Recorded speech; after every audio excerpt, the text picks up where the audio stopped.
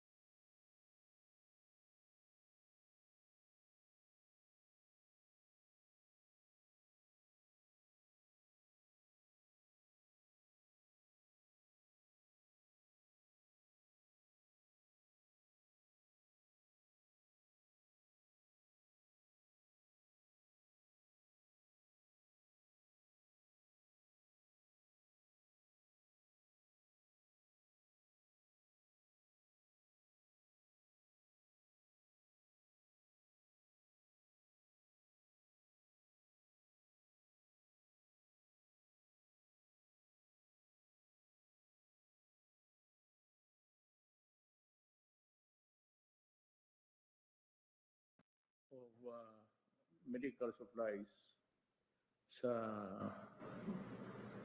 Parmalin. Napipilitan ho kami. We are forced to come up with an explanation to the public simply because of the innuendos and the outright accusation of Gordon, the despot,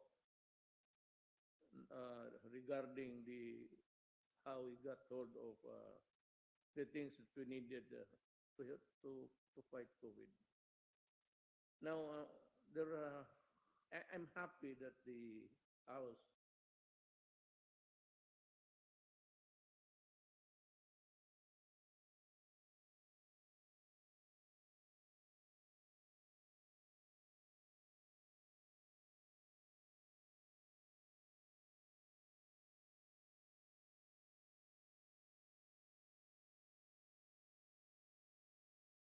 for the government's COVID-19 response. That was the that was the thing that was going in the minds of the people, so that it prompted us to come up with how it was bought and how the persons procure them, follow the law, and all of these things. Alam mo, we could not get a complete and a thorough answer from the Senate because it is presided over by a despot, Gordon, who does the talking. He cannot help but talk, and he interrupts the resource persons with questions and cutting them off and providing the answer, so that the answer of the resource person could never have been complete. Hindi kompleto kasi binabara niya to the point that the witness appears to be following his theory na may corruption. Pabalik-balik ta rin niya eh. He does not allow any explanation, or this resource person would elaborate on how the different events of the transaction took place. Mabuti na lang ang House, and I was informed that the House conducted the hearing and allowed the witnesses to talk. Kasi si COA, ang chairman, doon sa Senate mismo, hindi makapagsalita ng diretso. Gordon cuts him. If the statement is favorable to yung person na inaakusahan niya, he is already in the inquest stage. He's no longer getting answers from resource person. Ang hinahanap ni Gordon, yung theory that would suit him. And it has become a inquest hearing, not a Senate hearing. And as if the resource persons, or some of them, not all, are already guilty. Kung magsalita naman ang COA, and even the chairman himself, kinakat ni Gordon. But in the House, as I was informed, everybody were given a chance. Those who were called to testify were able to complete their story, and it is a more sane inquiry because ang mga witnesses nakapagsalita ng kanilang totoong sagot. So that the witness this morning was an inquiry devoid of rudeness, bias, and partiality perpetrated by Gordon. It was an investigation that was not conclusive and based on facts as provided by the source person. Wala pa ang ano. The witnesses will be called. I think those who were already called in the Senate might be called by the House to testify again. So that is good because in the House, they will be given every chance to talk. It was fair, yung kanina daw, the witnesses were heard and allowed to explain. There was no badgering and no bullying. No one argued with the resource person. Wala si Gordon. Wala ang lower house, walang Gordon eh. Gordon is one of a kind. Kaya sabi ko, if the Filipino people nakikinig kayo, dump the guy. He's a fraud. This is how an inquiry should be, far from the witch hunt being undertaken by the Senate. You know, I'd like to address myself to the other senators. It might seem that we are egging for a fight with you. We are not. Ang problema dyan, yung Blue Ribbon, ang chairman, is a despot. He does not allow anybody to answer, and he cuts the testimony of even the COA. Nakinig man ako, ano klaseng tao ito? And he talks and talks and talks. He cannot help but open his mouth. He is a pathological storyteller, si Gordon. And, well, just as I said, I would like to conduct this inquiry because we need to know the truth. And ganun lang yan siya. Pa-English. Yung English mo, hindi naman naintindihan ng lahat. Kung mag-English ka, Filipino na English, maging English na slurred. Is slurred, para kang lasing. So, what was established in the congressional lower house, we go back to what I've been saying since the very start. And I will say this again for the benefit of those who cannot seem to comprehend and those who refuse to understand. I am addressing this statement to Gordon. There was no overpricing, which some senators are so desperately trying to establish. Everything was delivered. There was no ghost deliveries, as some senators are implying. Nakinig naman kayo sa COA, wala naman silang sinabi na overpricing. Wala naman sinabi ng ghost deliveries. But itong theories ng mga senador, yung iba, hindi lahat. Kaya sabi ko, we do not want to quarrel with you guys. But kung marindahan ninyo yung si Gordon, otherwise, we would come to a head. You know what I mean? Na kung makita ko na sumusobra na and it's a power that is being used in a very abusive manner, I, as the head of the executive department, can also just ignore.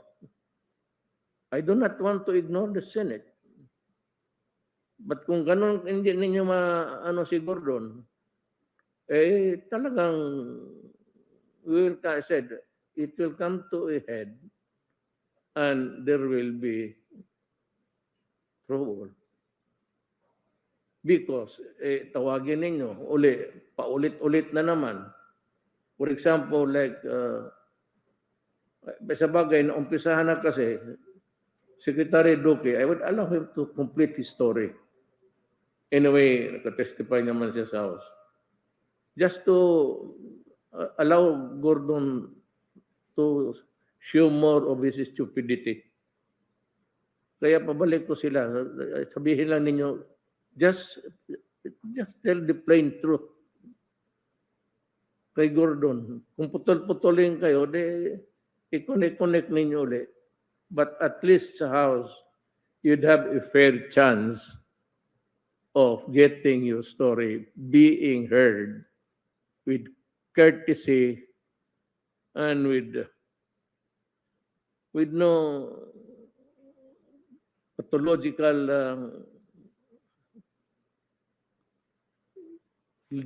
legislator with bullying you to no end.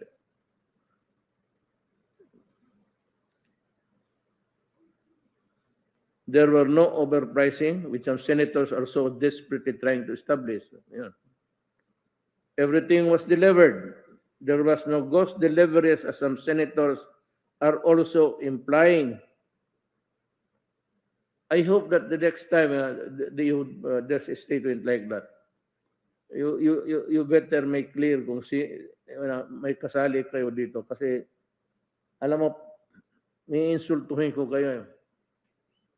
Kaya mga bobo na walang nalaman kung hindi mag-grandstanding.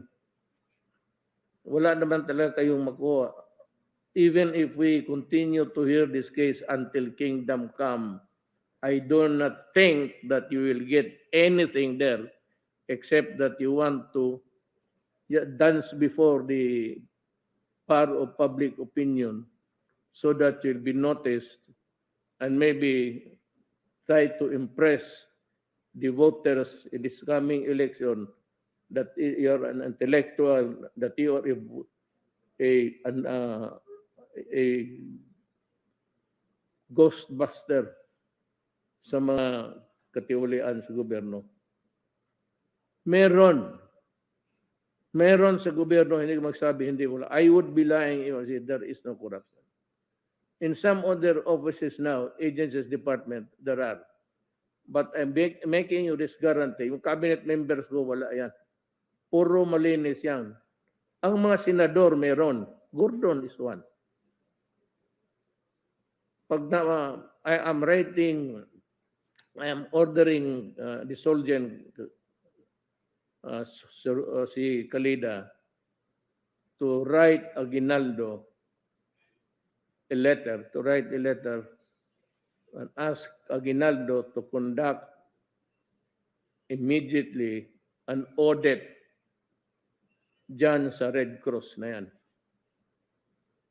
Hinintay ko lang, the next step would be really be the letter to be delivered to the COA by Solicitor General Calida regarding my request to audit the Red Cross. And tignan mo si Calida,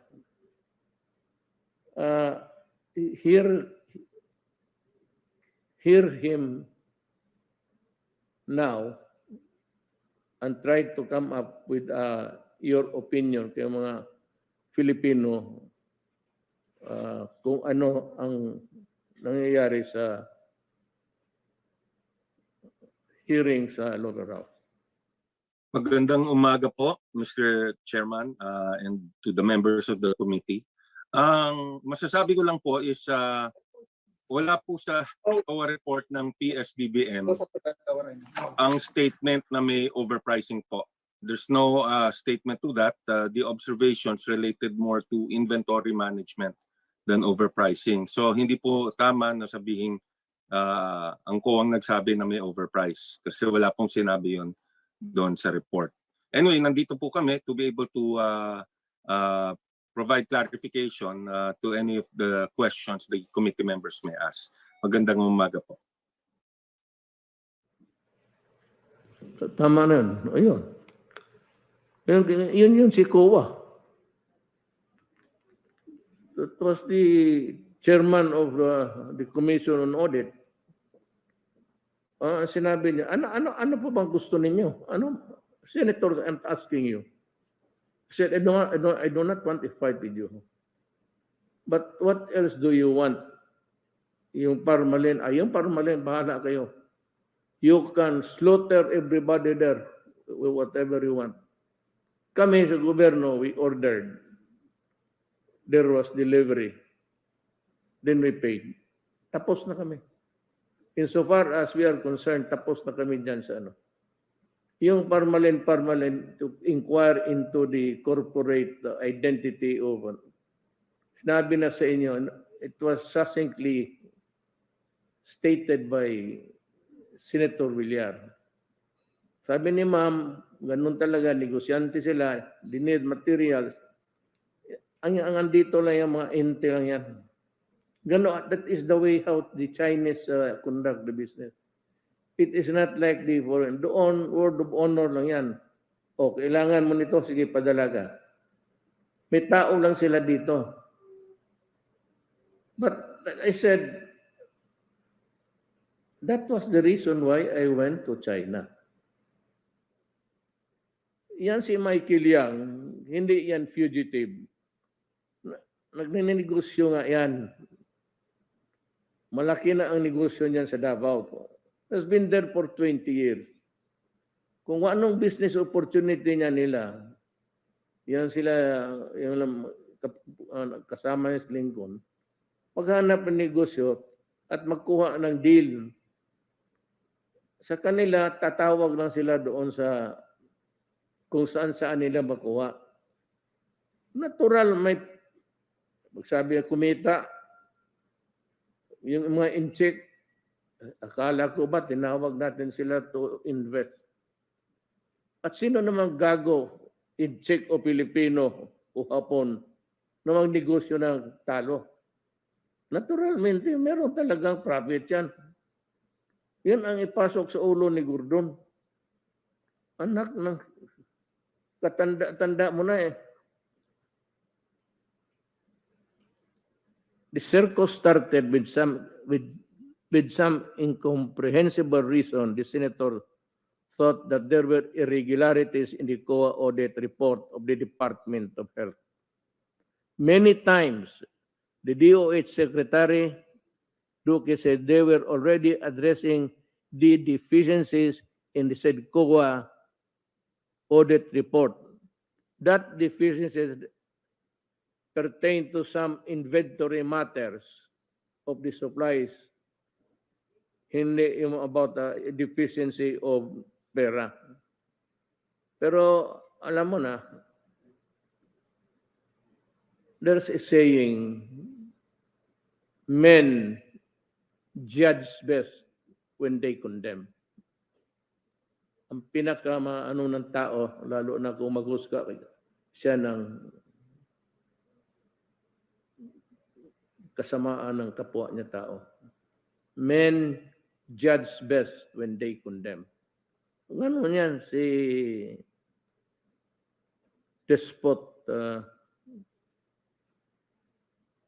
tapos sabi niya, may narinig pa ako, sabi niya na, natatakot na ako.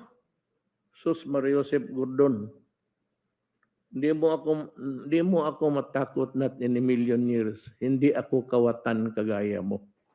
Wala akong Red Cross na ginagatasan araw-araw. It's not my style. May mga ano ako sa buhay. Pero pera, 35 years ago, mag 40 years ako sa gobyerno. Magnakaw pa ako ngayon lang. Gago ka ba? Di noon pa. Ikaw, meron kang nakaparking dyan. Yan, pinarking mo yung milking ka, putang ina yung Red Cross na yan. Ito, let's check ka. Gago ka. Ngayon, gusto niyong mga senador, if you take offense because of my statement, di bahala kayo. The next time na but gusto ko ito sila, Secretary Doke, pati si Secretary Galvez, to finish their story. Umpisahan na eh. Hindi naman pwede ito. No? Kung may tanong pa sila, they should go back there too. Pero yung iba, and in the future, I'm sorry, I will be the one who will say, go to Congress to testify or to the Senate. Or do not go to Congress. At sabihin mo, kinontempt ka, ako ang bahala. I will not allow anybody to arrest you. That is a guarantee. If that does not sit well with the senators, I'm sorry. You started this whole thing. It was not me. You can be further enlightened by this COA audit report. So, makinig na lang tayo sa COA supervising auditor for sa kanilang report sa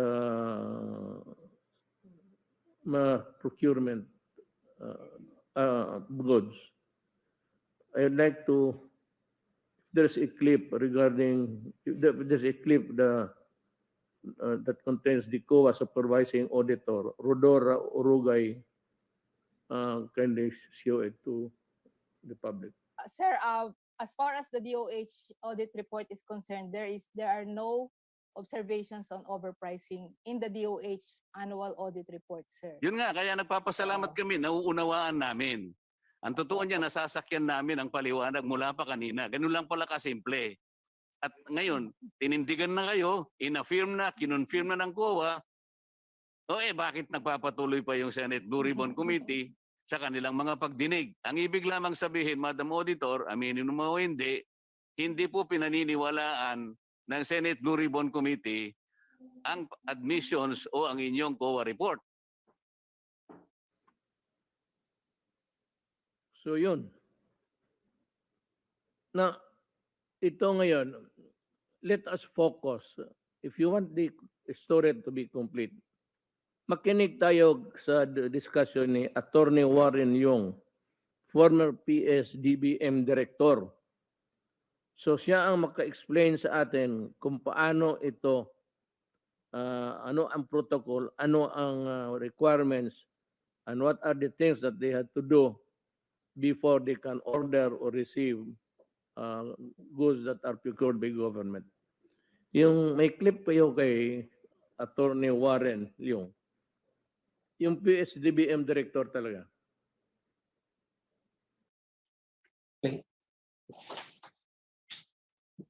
Okay. So, first slide, I call on relevant agencies to ensure speedy delivery of basic medical supplies, equipment to health facilities, from the approval, importation, and to the delivery. Everything must go smoothly to make sure that we do not waste time. So that was the marching order of the President. He repeated this in the President's talk to the people dated March 24, 2020. Balikan po natin ang sitwasyon ng mga unang buwan ng pandemya. So these are newspaper clippings. You don't have, we presented it here so that you will have better complex po. March 31, 2020, CNN Philippines staff, medical group cites protective equipment lack for death of 17 doctors. Like wartime, Philippine doctors overwhelmed by coronavirus deluge. COVID-19 cases among healthcare workers now at 1,245. Death toll at 27, April 27, 2020. We will have nothing. Lung Center of the Philippines, please for PPE suits and gowns amid depleting supplies. March 23 po, 2020. Coronavirus in the Philippines, health workers, protective equipment, fear, exposure.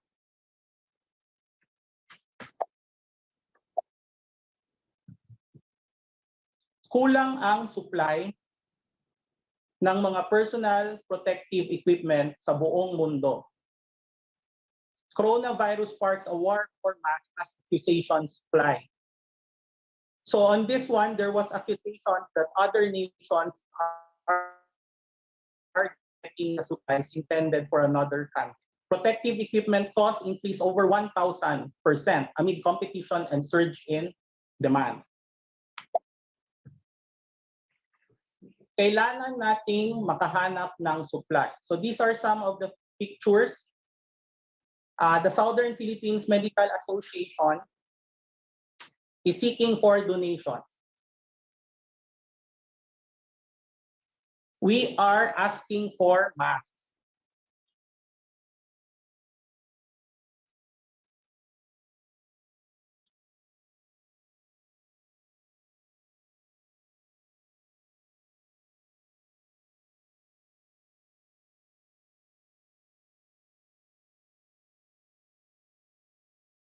Sir, Sir Warren, naka-mute po kayo, hindi kayo marinig.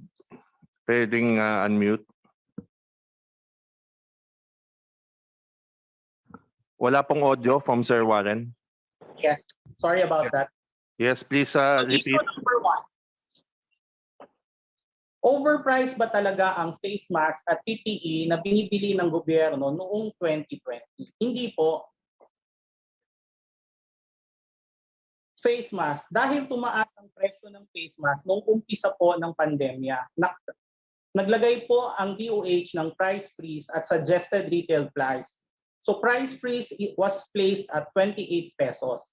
Halaga po ng binili ng gobyerno ay 27.72. Some were actually lower. So as you can see in the slides, in March 16, 2020, the price freeze was at 28 pesos. In August 10, 2020, the price freeze was still at 28 pesos. Totoo bang merong face mask na may halagang 13.50 na kayang isupply ng mga local manufacturers noong Abril 2020? Wala po. Noong April 2020, nagkakahirapan po tayo sa supply. Yung pong supply natin sa ating awardee na si EMS, it was only delivered in June 1. The contract was entered in April 27, 2020. And then the first delivery was supposed to be scheduled in May 25. That's about more than a month. And then the actual delivery was done on June 1, 2020. So as you can see, it was not immediately available and it gave them time to produce.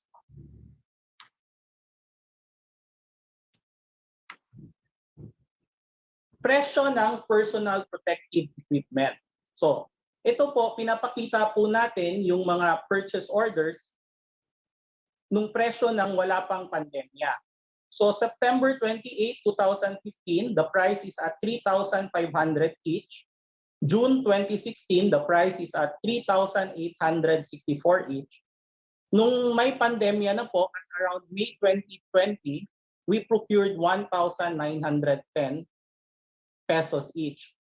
We are not saying that the 3,500 and 3,800 are overpriced. What we are saying is that this forms part of the historical record, historical data of DOH, and then this was cleared by COA. If this is not overpriced and this was cleared, With more reason po, ang 1,910 procured during pandemic, procured using emergency procurement, is reasonable. So ang laman po ng bawat PPE set. So nung June 2016, 3,800 po ang presyo, meron po tayong 8-piece set. So goggles, glove, shoe covers, coverall, surgical gown, and 95 surgical mask at head cap. Nung May 8 po, 1,910, 90 set po ito, face shield, gloves, shoe cover, coverall, gown, and 95 surgical mask, head cover, and apron. Ito po ang halimbawa ng mga PPE sets. I'll go over this quickly lang po since I'm under time constraints.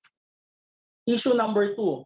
Dumaan ba sa tamang proseso ng emergency procurement ang pagbili ng mask at PPE? Opo, sumunod po ang PSDBM sa proseso ng emergency procurement under Bayanihan 1. So what is Bayanihan 1? This is the Bayanihan 1. You can immediately Google this. Section 4A provides that undertake procurement of the following items as the need arises in the most expeditious manner as exemptions from the provisions of Republic Act number 9184 or the Government Procurement Reform Act and other relevant laws. So these are the goods enumerated. In case of doubt, you go to Section 7. Yun lang po ang dalawang provisions ni Bayanihan 1 when it comes to procurement of goods. So this one, Section 53 under RA 9184. This is included in the exemption from Bayanihan 1 because it states exemptions from Republic Act 9184 and other relevant laws. So na-exempt na po tayo kahit sa alternative mode of procurement na negotiated procurement under RA 9184. So this is the issuance of a state of public emergency. I will skip this one. Paano napili ang mga suppliers? Paano po napili ang mga suppliers under negotiated procurement or under Bayanihan 1? So sagot, pinili po natin under Bayanihan 1, we were allowed to directly negotiate. But we still underwent market price analysis. So pinili po natin yung mga kayang makapag-deliver agad or at least at the nearest possible time, pinakamababang presyo base sa mga quotation na nakuha sa mga suppliers na kayang mag-deliver sa tamang oras, and dapat po compliant po sa technical specifications ng DOH. Hindi naman po si PSDBM ang nagsasabi kung ano ang bibilihin at kung ano ang technical specifications. Nakalagay po yan sa purchase request ng ating end user. So it has to be compliant.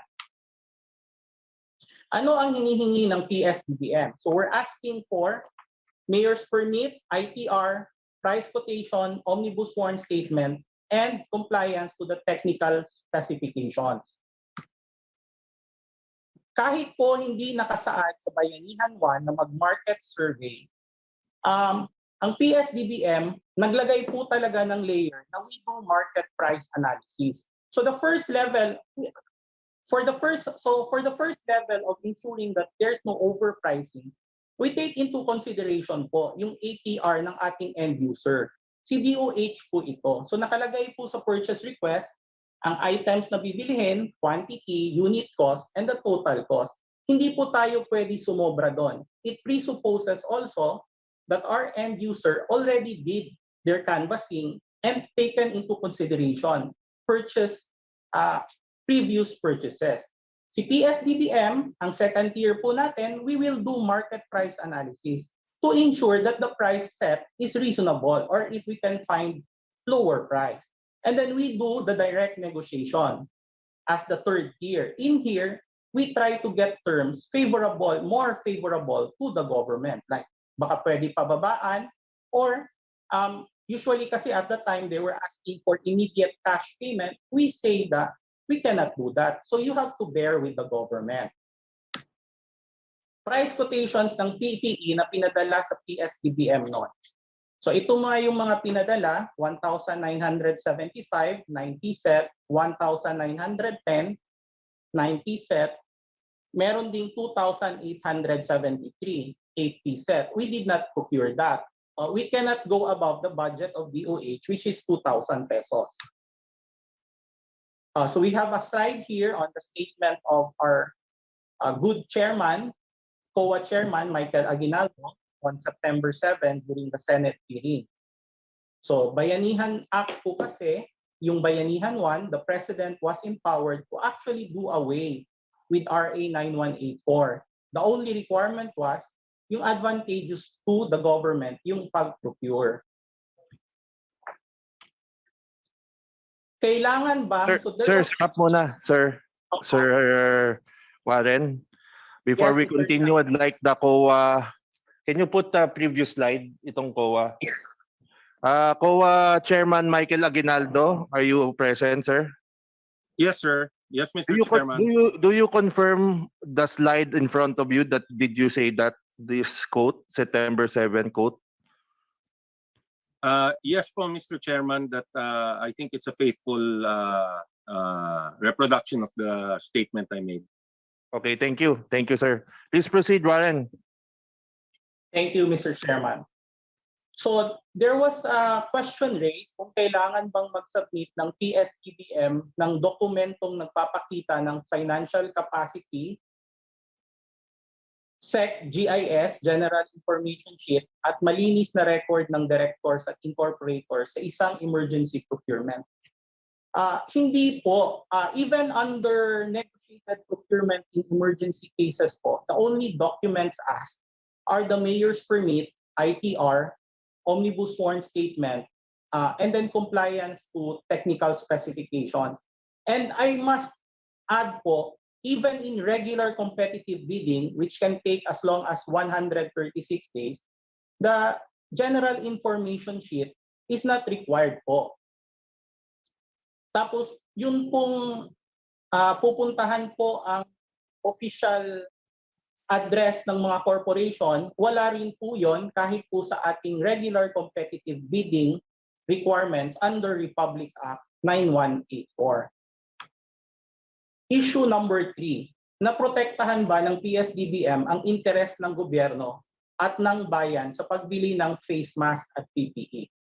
Opo, dahil nagbayad lang po tayo sa suppliers, pagkatapos po ma-deliver, ma-inspect at ma-accept ang mga items. So actually, this is what then Yusek Lloyd now was saying. This is the pinaka-safeguard po natin.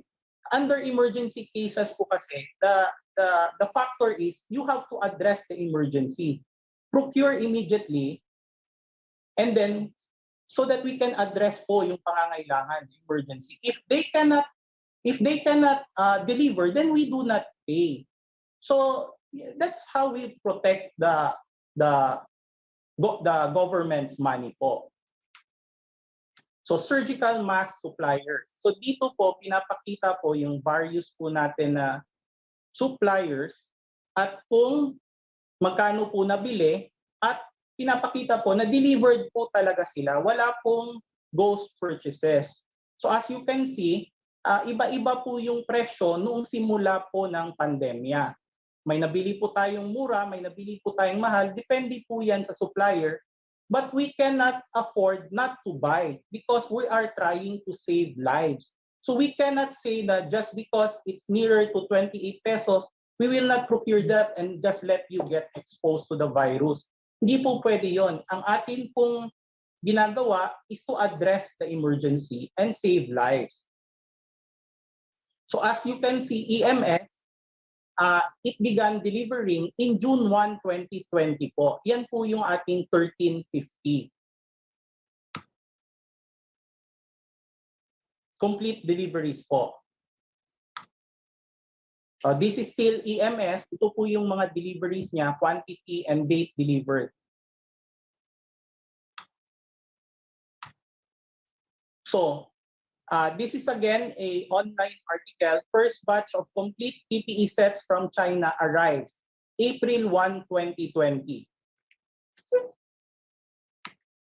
PH carriers add wings to PPE deliveries to get 170 sets, China. So tinap natin kahit ang Philippine Airlines and Cebu Pacific, OCD distributes additional DOH procured PPEs to hospitals.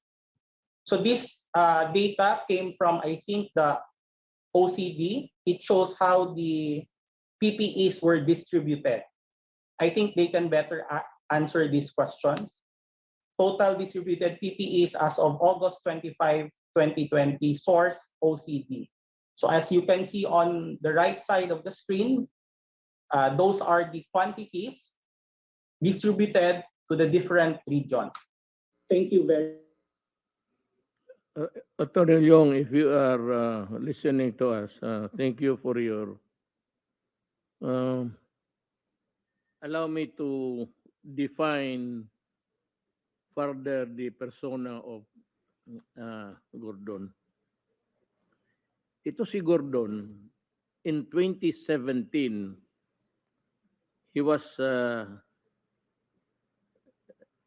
sa Senate Blue Ribbon Committee who filed a resolution to investigate this 6.4 billion worth of shabu shipment from China, wherein Eduardo Asierto was involved. Siya mismo sa Senate niya sa Blue Ribbon. Then in 2018, the Senate Blue Ribbon Committee recommended for the DOJ and Ombudsman to further investigate Eduardo Asierto for multiple law violations. Ito siya tabi ko si Asierto was connected with a unit that has something to do with drugs. Ito yung sinasabi ko na pinoprogram nila yung mga foreigner, karamihan dyan Chinese. Tapos sulihin kunyari nila, sabi nila in possession or connected with a syndicate, the trafficking of drugs. Ito ang style nila. Tapos sulihin, hingian ng pera, i-release. Pero marami ring mga biktima noon. There were a lot of victims that were invited for questioning who never reappeared again. Ibig sabihin, namatay. And Asierto was one of the players there. Kagaya noong Korean na sinaksak sa loob ng krami mismo. Ayun, sila laro nila yon. Kanila yon. And Asierto was a player in that. Ngayon, dalawang beses nila in-investigate si Asierto. Ngayon, tinawag niya as a witness for the Senate Committee noong sa drugs ni Michael Yang pati yung si Alan Lim. You know why? Because noon pinoprogram, hindi man alam ni Gordon, si Gordon Bogok Walang nalaman, basta kamarap niya, yun na yun. And that's it. He does not have any connections at all. Wala, sa bagay, ako mayor tapos naging presidente, mas marami akong briefing being present when these things were sorted out in the past. Yung siyang, pati si Alan, pinoprograma nila yon. Kaya nagreklamo kasi may tinatanong na raw siya, uninvited, hindi siya sumama. Tapos, sabi ko, sige, tignan ko. Kinalkal ko yung report. To justify why he was being invited. At nakita ko doon, lahat ng derogatory evidence or proof, galing lahat kay Asierto. Siya lang, walang report galing Nika, galing report. At some time, mag-ano talaga yan, mag-abot yan in one, makita mo one picture of how trafficking is being done. Pero ito si Asierto, siya lang. Kaya nagsuspetsa na ako. Sabi ko, Michael, pati ikaw, pinoprogram kayo. Be careful. Sabi ko, pinoprogram lang kayo ng, hindi ko sinabi yung pangalan niya. Sabi ko lang may mga pulis dyan na gago. Ito yung mga pulis na kinidnap yung Korean tapos. You know, when I was in Korea, I was asked, hindi ko malaman kung anong isagot ko talaga sa hiya ko na itong kalukuhan nila. Kalukuhan. Alam mo, sabi nga ni ito mga graduate ito ng PMA. Pero ito yung mga factory defect. Ito yung mga that is one big organization. Diyan natin kinukuha yung the finest and the brightest na mga sundalo natin, opisyal. Parang factory yan, pero may pumasok agad ng mga Asierto at yung ibang mga gagong police officer. Ito yung mga factory defect. Nakalusot kaya puro kriminal. Ito mga tao na ito, wala itong ginawa noon pa in their civilian life. Ano na talaga ito? They were not imbued with the sense of patriotism by being there sa academy. Ito yung naghanap ng ganito yan Noon, ewan ko ngayon. Sabagay, nandyan si Sir Anyo. Tanong yan, saan ba magka-pera dito? Sa assignment? The most lucrative assignment is the one where they can get the money. Itong pulis. Kaya tandaan ninyo pagka iniimbestiga na kayo tapos dinayaya kayo ng huwag kayong sumama, palamin ninyo na you are being invited there and you want your lawyer to be present. Huwag kayong basta-bastang sumama. Kasi ang mangyari sa iyo, what will happen to you would be but the same fate that the others, yung kagaya ng Koreano,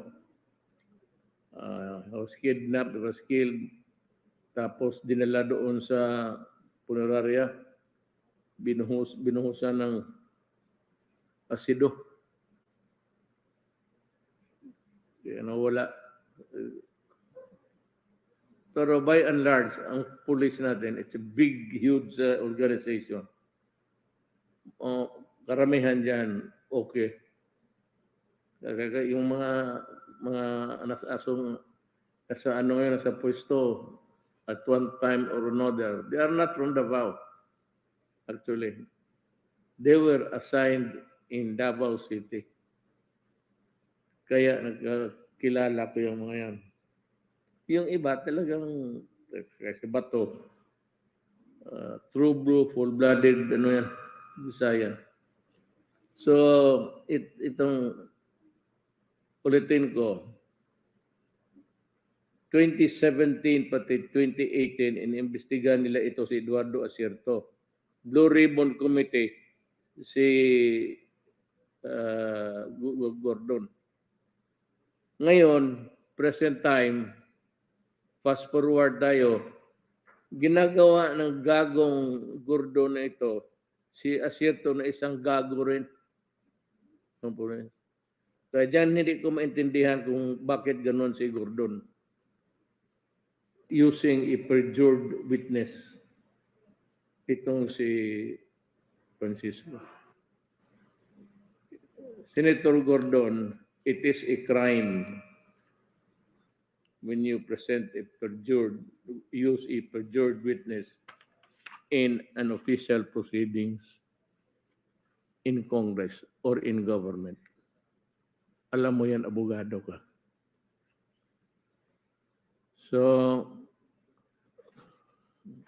So much about Gordon. Itong si Asierto, putang, nag-testify diyan sa yan yung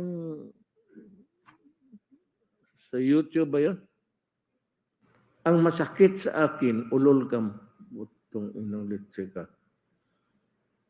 Nag-smuggle ka ng 1,000 AK-47 at binigay mo doon sa NPA. So, it comes late but okay lang. The 19 COVID concerns, si Secretary Duque, Secretary Galvez, Secretary Anyo, I think they have something to report to the people. Itong atin ito, ang ating audience is the nation. Yung audience nila sa Congress, kaya yung mga tao doon, ang aking audience, ang Pilipino. So makinig kayo mabuti kasi sinabi ko, foremost is malaman ninyo kung saan ang pera ng gobyerno napunta at anong ginastusan. Yan ang kung maniwala kayo kay Gordon, di bahala na. Ayan, nung unong kapo pa yan, yumaman ng husto yan. He was the king of, kaya nung pinaalis siya ni Ramos, hinahabol niya si Ramos kasi gusto niyang pa-reinstate. Fixed term kasi ang kuan. Talagang there was a footage doon na hinahabol niya si tumatakbo sa was trying to catch the attention of the president. I think the president was at the time mobiling. And he was standing sa one of the corners there. He tried to chase the presidential entourage kasi gusto niya noon magpa-retain. Gusto niya hawakan ang Subic. Ngayon, wala na ang Subic sa kanya, pero may Red Cross naman siya. Alam mo ito. May I remind the good senator that alam mo yung corruption mo dyan sa Red Cross. Buhay ang nilalaro mo dyan. As a matter, ang kapital mo nga dugo. Hindi ka na nahiya dyan sa Ang laro mo dyan, buhay. Ang kapital mo, dugo. Yung mga contribution dyan, just a long way really to buy. Alam mo, mahilig kayo magpa-bloodletting. Isang batalyon na pulis, isang batalyon na army. Tapos sa mga tao dyan, kung kailangan bumili. Ang mahirap dyan o mayaman gusto ng dugo sa Red Cross, nagbabayad. Isa naman yung mga dugo na kinuha mo dyan sa mga sundalo, pati police, pati yung mga civilian. I'm just trying to reconcile. What's the...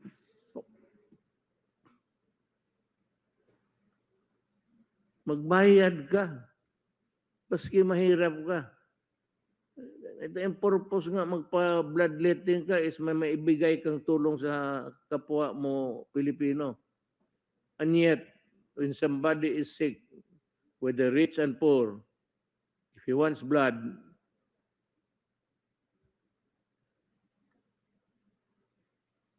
kaya ko lang kung makausap ko si Dracula, ipakagat kita natutulog, kunin lahat dugo mo.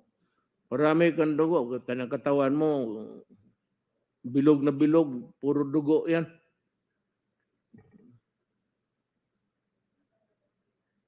Ako galit ako sa iyo, Gordon talaga. Totoo lang. Alam mo bakit? Hindi, kilala mo ako all these years. Hindi mo ako nakita nagbabastos na tao. Nakikita mo ninyo ko the way I behave. I defer to you. Pero pag nawala ang respeto ko sa tao, anak ka ng putang ina, bantay ka, bababuin talaga kita hanggang mamatay ka o hanggang harapin mo ako tapos papiliin kita kung ano ang gusto mo. Yan. Nawala na ang respeto ko sa iyo. Sinasabi ko sa taong Pilipino, huwag din yung buto yung buang na yan. Kaya yan lang, umalis na yung Amerikano, naiwan yan siya.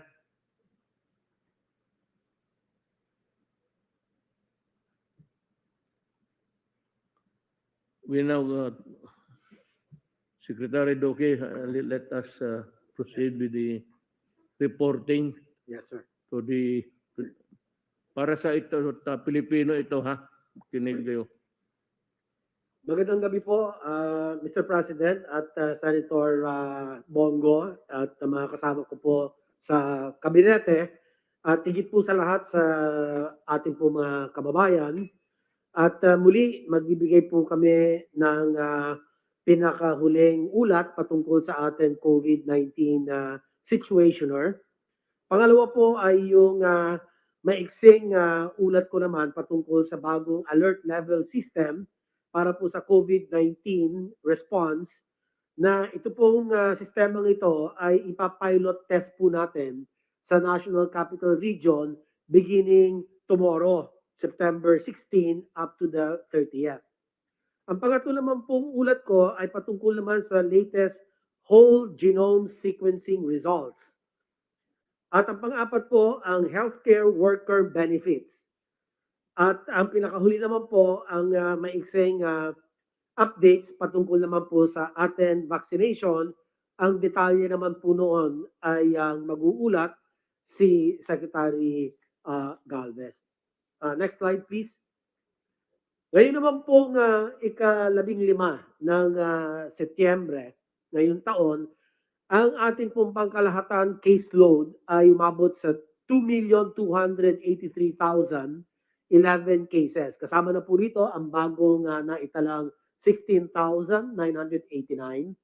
At sa loob ng caseload na ito, ang active cases po natin ay nasa 170,446. Ang katumbas po nito ay 7.47%. Kasama na po rito ang 16,761 new cases. At ito po mga aktibong kaso ay sa kasalukuyan either naka-admit po sa mga ospital or naka-isolate po sa mga facilities.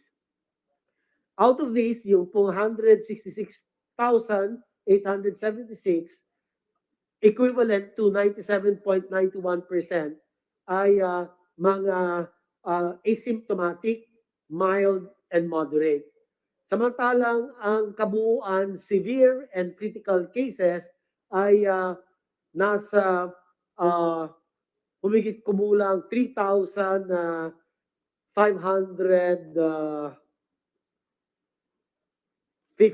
mga ganun ho.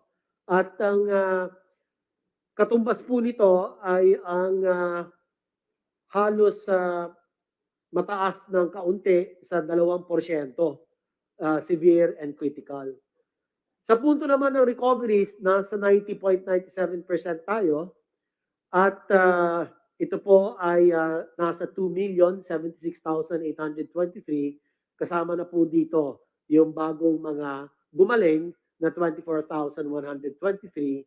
Samantalang ang ating pong mga pumanaw, case fatality rate ay nasa 1.57%. Bumaba po ito ng bahagya mula sa 1.66% noong mga nakaraang linggo at ang pangkalahatan bilang ng ating pong mga pumanaw ay umabot na sa 35,742. At meron po tayong bagong naitalang mga pumanaw na 214. At ang mga pangunahin na rehiyon na nakapag-ambag sa atin pong mga bagong kaso, ang NCR nag-ambag ng 4,391 new cases. Sunod ang Region 4A as 3,681. Samantalang ang Region 3 ay nasa 1,681. At ang mga pangunahing lugar naman ng mga lalawigan at mga syudad na nakapag-ambag sa ating pong kasalukuyang caseload, ang Cavite ang namumuna sa 1,674, ang Quezon City nasa 1,261 at Laguna naman po asa 658. So bibigyan din ko lamang po na ang mga Pilipinong may edad na 50 taon gulang hanggang mahigit 80 taon gulang, ang kanila pong case fatality rate ay napaka mataas, 4.9%.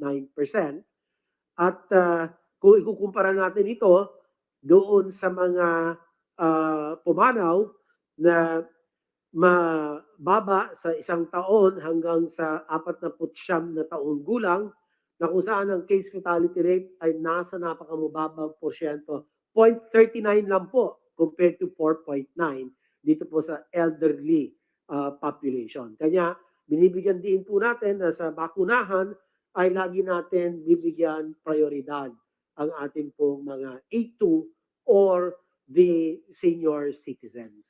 Patungkol naman po ito, Mr. President, ay sa ating healthcare worker benefits. Meron ng 15.1 billion benepisyong naipamahagi ang ating pong gobyerno sa ating pong mga healthcare workers mula September 2020 hanggang sa kasalukuyan. Kabilang po rito ang higit 13 billion na special risk allowance at active hazard duty pay. Halos 1 billion para sa meals accommodation and transportation and life insurance. Nakapagbigay na rin tayo ng abot sa 500 million na sickness and death benefits para po sa ating mga healthcare workers na nagkaroon po ng COVID infection. Nagpapasalamat kami, Mr. President, sa inyo at sa DBM sa mabilis na pag-aksyon sa aming request para sa batch 3 and 4 ng SRA payments.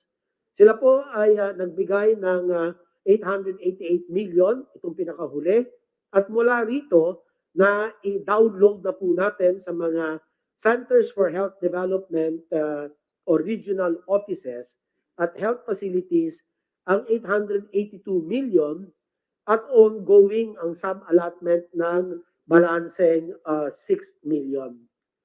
Patuloy na nangangalap ng pondo ang inyo pong DOH para makapagbigay ng dagdag na benepisyo para sa ating healthcare workers.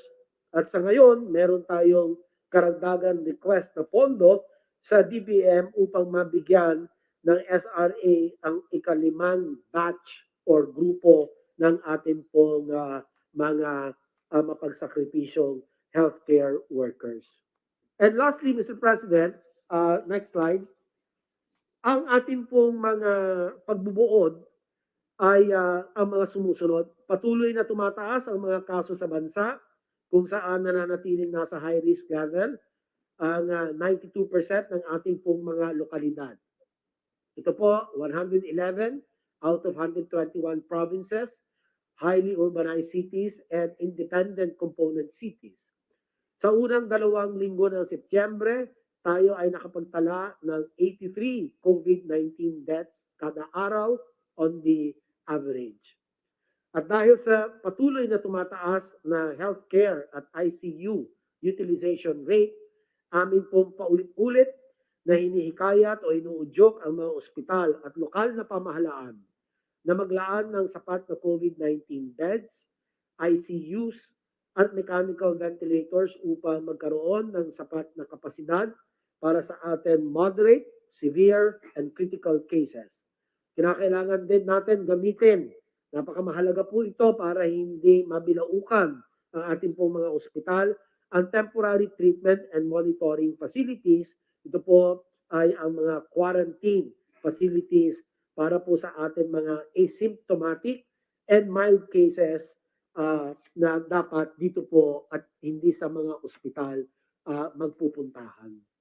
Makatutulong po sa atin pag-decongest ang atin pong mga ospital sa ganito pong pamamaraan at malaking tulong po ang atin One COVID Referral Center. Ito po yung atin Patient Navigation and Referral Center at itinuturo, ginagabayan ang mga pasyente depende po sa kanilang clinical manifestation kung saan ba ang angkop na pasilidad na dapat po silang ma-admit.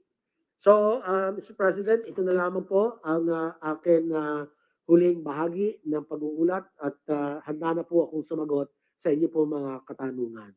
Salamat po. Thank you. Thank you, Secretary Duque.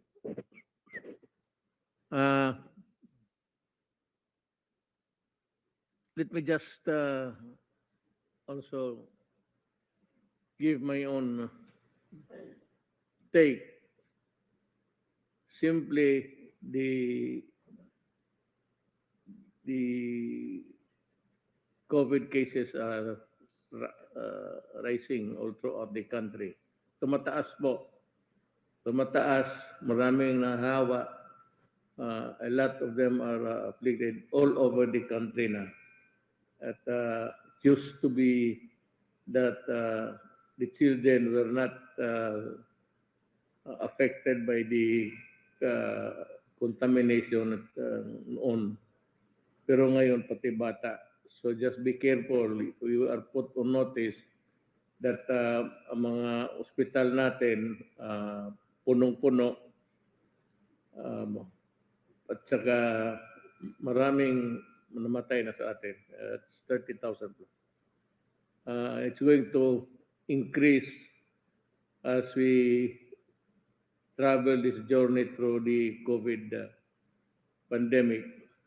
Let me just ask you to again exercise the cautionary measures of washing, then distancing, and wearing the mask. And of course, I said, if you will,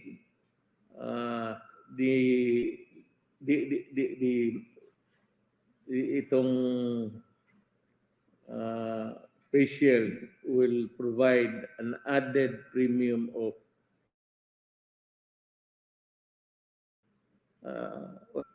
it might not really be a big percentage, but even if it's just say it's a 5% more protected because you have this shield, mas maganda na yan. Ano ba naman yan inconvenience to the fact of getting sick and probably dying.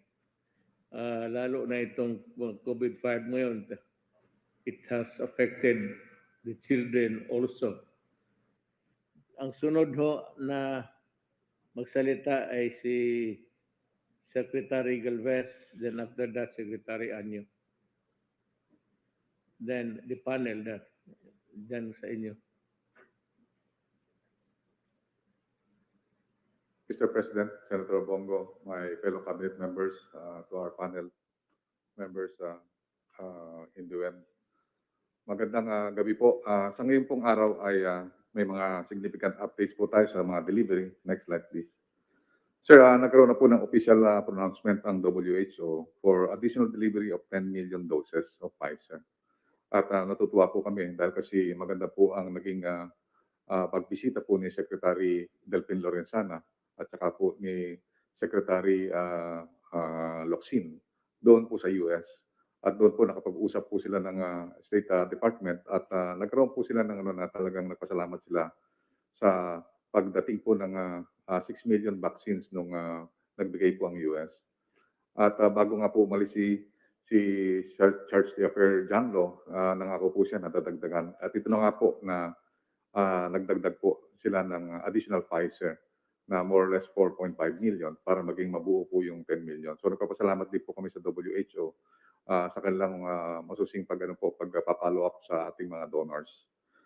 And then kami po, nag-usap kami ni Ambassador Romualdez dahil nung nagkaroon din po, nung nagbisita po sila, sila Secretary Lorenzana at Secretary Lucin, ay kinausap din po nila yung USAID at yung pinapinuno po ng USAID, classmate na pala yung ng Moderna. So nangako ang Moderna po na nagkaroon po sila ng slippage na 1.8 million last month. Ay pupunuan po lang ng 5 million po ang i-deliver this month. So magsimula po sila bukas at saka Sunday, baka magkaroon po tayo ng mga deliveries from Moderna.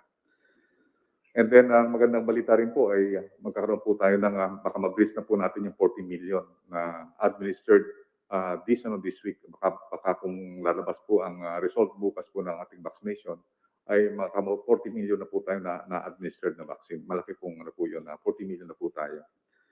And then ang isa pang magandang balita po, Mr. President, assured po tayo na more than 30 million po ang darating na bakuna this September. Pakikita ko po sa inyo ang mga deliveries. Next slide, please. Sir, ito po yung total vaccines na nag-arrive na po sa atin. Unang-una po, yung 57.5 million na po ang total vaccines that arrived. Kasama na po yung dumating po ngayon na Pfizer ngayong gabi. And then, naka 39 million na po tayo, 39.5 million na po na total vaccines administered. 22 million na po ang nakatanggap po ng first dose and 17.3 million ang second dose fully vaccinated. Kung titingnan po natin, ito po ay nagre-represent ng 22.5% ng 70% ng total eligible populations or 15.7% ng total population po natin. So meron pa po tayong inaantay na kabuuan na more or less 130 million 0.6 na vaccines na darating pa po ngayong taon. Sir, nagkaroon po kami ng parang dialogue with the Philippine Medical Association at saka Philippine College of Surgeons at saka yung ating mga volunteers na sa mga regional. At nandito po si Sir Benny Atienza, ito po si Sir Dagaplicas sa PGH. At ang si Ong Lim, ito po yung mga kasama po natin, mga more than 100 na na mga professionals na mga doctors. Kasi Mr. President, nakita po natin na yung mga doktor po natin almost matagal na po nakababad sa COVID-19 na different waves. And yung sinasabi niyo po sa akin na tingnan ang kalagayan ng ating mga doktor. At ako po ay utusan din po ng Secretary Duque dahil kasi medyo busy nga po tayo sa Senate hearing, ay minarapat po natin na kahit na Sunday, kausapin po natin sila at tingnan yung kalagayan ng ating mga doktor. At ako po yung natutuwa, Mr. President, I was inspired that they are committed. Even though they are tired and talagang mararamdaman mo sir yung hirap nila, nakita niyo mga mata, maiitim dahil puyat at saka stress. Nakita po natin yung ating mga Filipino doctors talagang very dedicated po, Mr. President. At sabi po nila, pinapabot po nila sa inyo na hindi po sila bibitiw sa atin. Talagang tutulungan po talaga na ang ating IATF na talagang yung PMA, may mga regional sila. Tutulong po sila sa atin, magbo-volunteer po sila para kung ano po yung may tutulong nila sa mga na-overwhelmed na mga ospital, ay tutulong po sila. Sa ngayon po, tumutulong po sila sa Butuan dahil marami pong namatay doon. Sa Cagayan, tumutulong din po sila. Sa Batangas, at saka po doon sa Pangasinan, sa lugar po ni Secretary Duque. So lahat po ng mga volunteers, nagtutulong-tulong sila para at least mapagtulungan po nila yung mga tinatawag natin na mga napakatataas po ng waiting doon po sa ER. So ito po yung isang mga pinaka-importanting na talagang gusto lang ma-resolve. Kanina po, tinawagan po si Sir Idol Dante Gueran at sinabi ko po sa kanya, yung lahat ng hospital na referral COVID natin, inuunahin na ma-reimburse. Yun po yung Philippine General Hospital, NKTI, East Avenue, yung Tala, at saka po yung ito pong Lung Center. At naging affirmative na po yung sagot niya na talagang titingnan niya ito, yung 5 hospital ito. Kasi marami po mga reimbursable po na sa PhilHealth. Kasi ang sinabi po ng mga director, once na nabigyan sila ng they can buy a lot of medicines and also supplies, and also they can give additional benefits to the healthcare workers.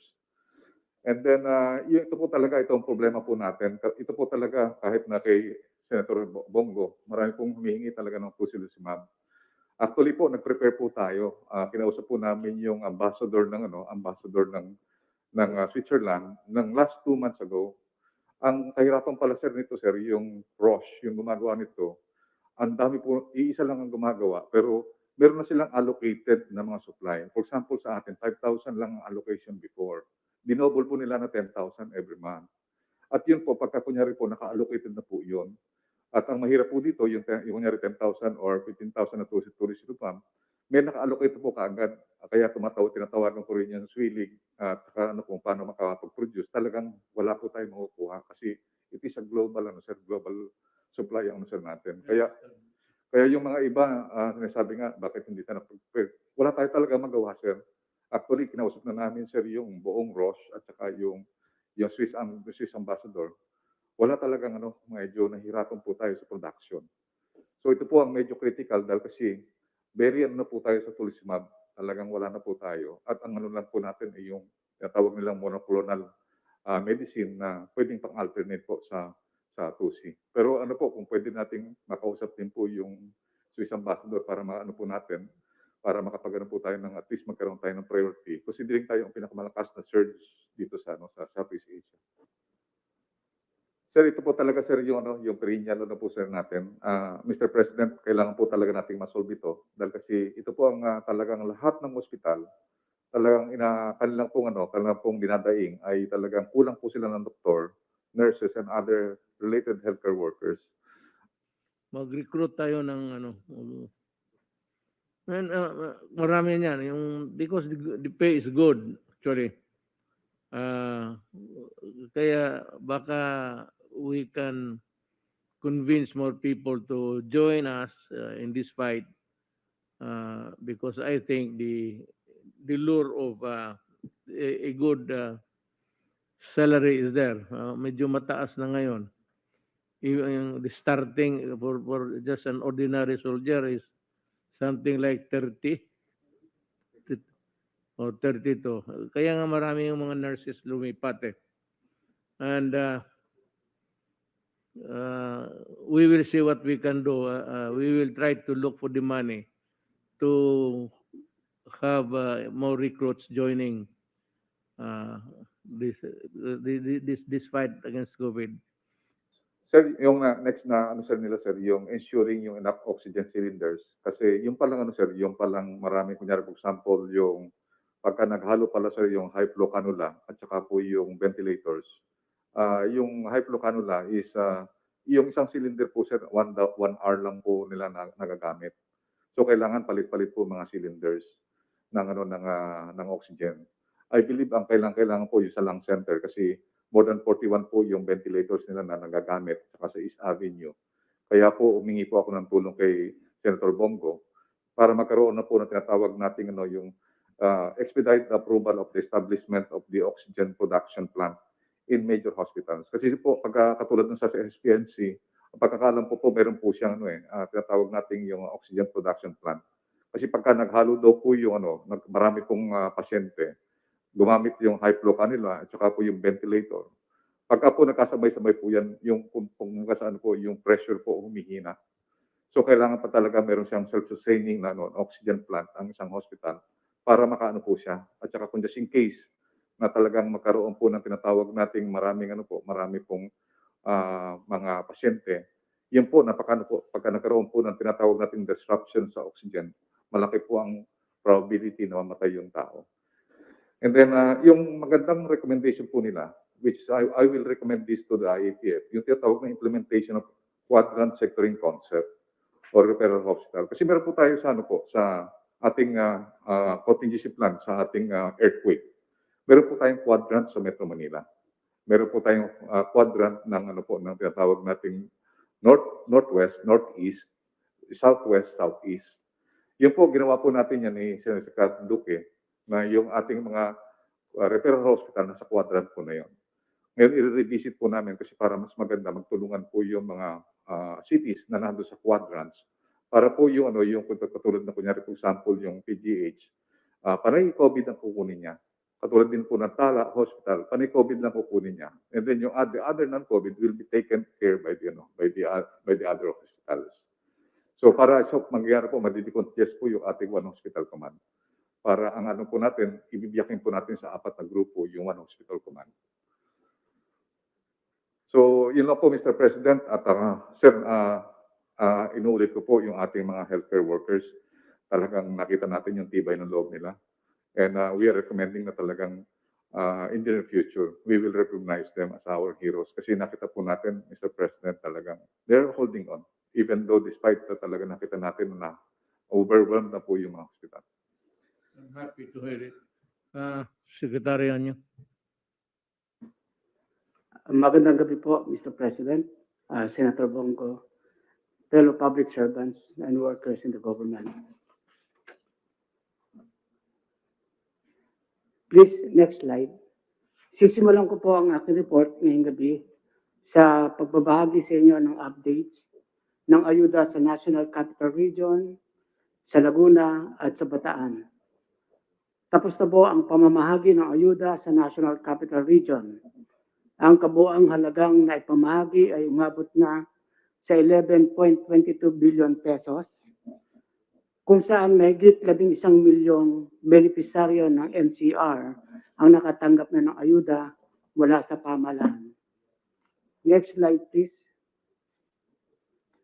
Narito naman ang breakdown kung saan mapapansin natin na may natitirang 29.4 milyong piso sa alokasyon ng Makati City na hindi pa naipamimigay ayon sa lokal na pamahalaan ng Makati. Nabigyan na ng LGU ang lahat ng benepisaryong nakatala sa kanilang inisyal na listahan, pati na ang mga kwalipikadong individual na nagsumiti ng kanilang aplikasyon sa Grievance and Appeals Committee. At dahil wala ng karagdagang claimants, ay ibabalik nila ang natitirang halaga sa Bureau of Treasury. So dito po makita natin ay 100% accomplished na po tayo. Na ipamigay na po natin ang 11.22 billion pesos sa lahat ng benepisaryo ng National Capital Region. Next slide. Sa probinsya naman po ng Laguna, nasa 87.02% ang pamamahagi ng ayuda sa 2.362 million Laguna residents na siyang nakatanggap ng tulong pinansyal mula sa pamahalaan na may kabuuang halagang 2.362 billion pesos. Next slide. Ito po ang distribution sa probinsya ng Laguna. Out of 30 municipalities, 19 na po ang nakapag-distribute ng 100% accomplishment. Next. Sa probinsya naman po ng Bataan, 431,054 resident beneficiaries na ng probinsya ng Bataan ang nakatanggap ng financial assistance. Sa kabuuan ay nasa 61.73% o 431.05 million pesos ang kabuuang alokasyon mula sa 698 million pesos ang naipamahagi sa lahat ng LGUs ng Bataan. Next slide. So ito po ang distribution ng ating ayuda sa iba't ibang municipalities ng ating probinsyang Bataan. Next slide. Ito na po, Mr. President, isa-summarize ko lang po ang mga naganap sa loob ng 10 araw. Karamihan po dito ay inyong inireport, yung mga malalaking operasyon na kung saan ay nakakuha tayo ng halos daang-daang kilo ng shabu.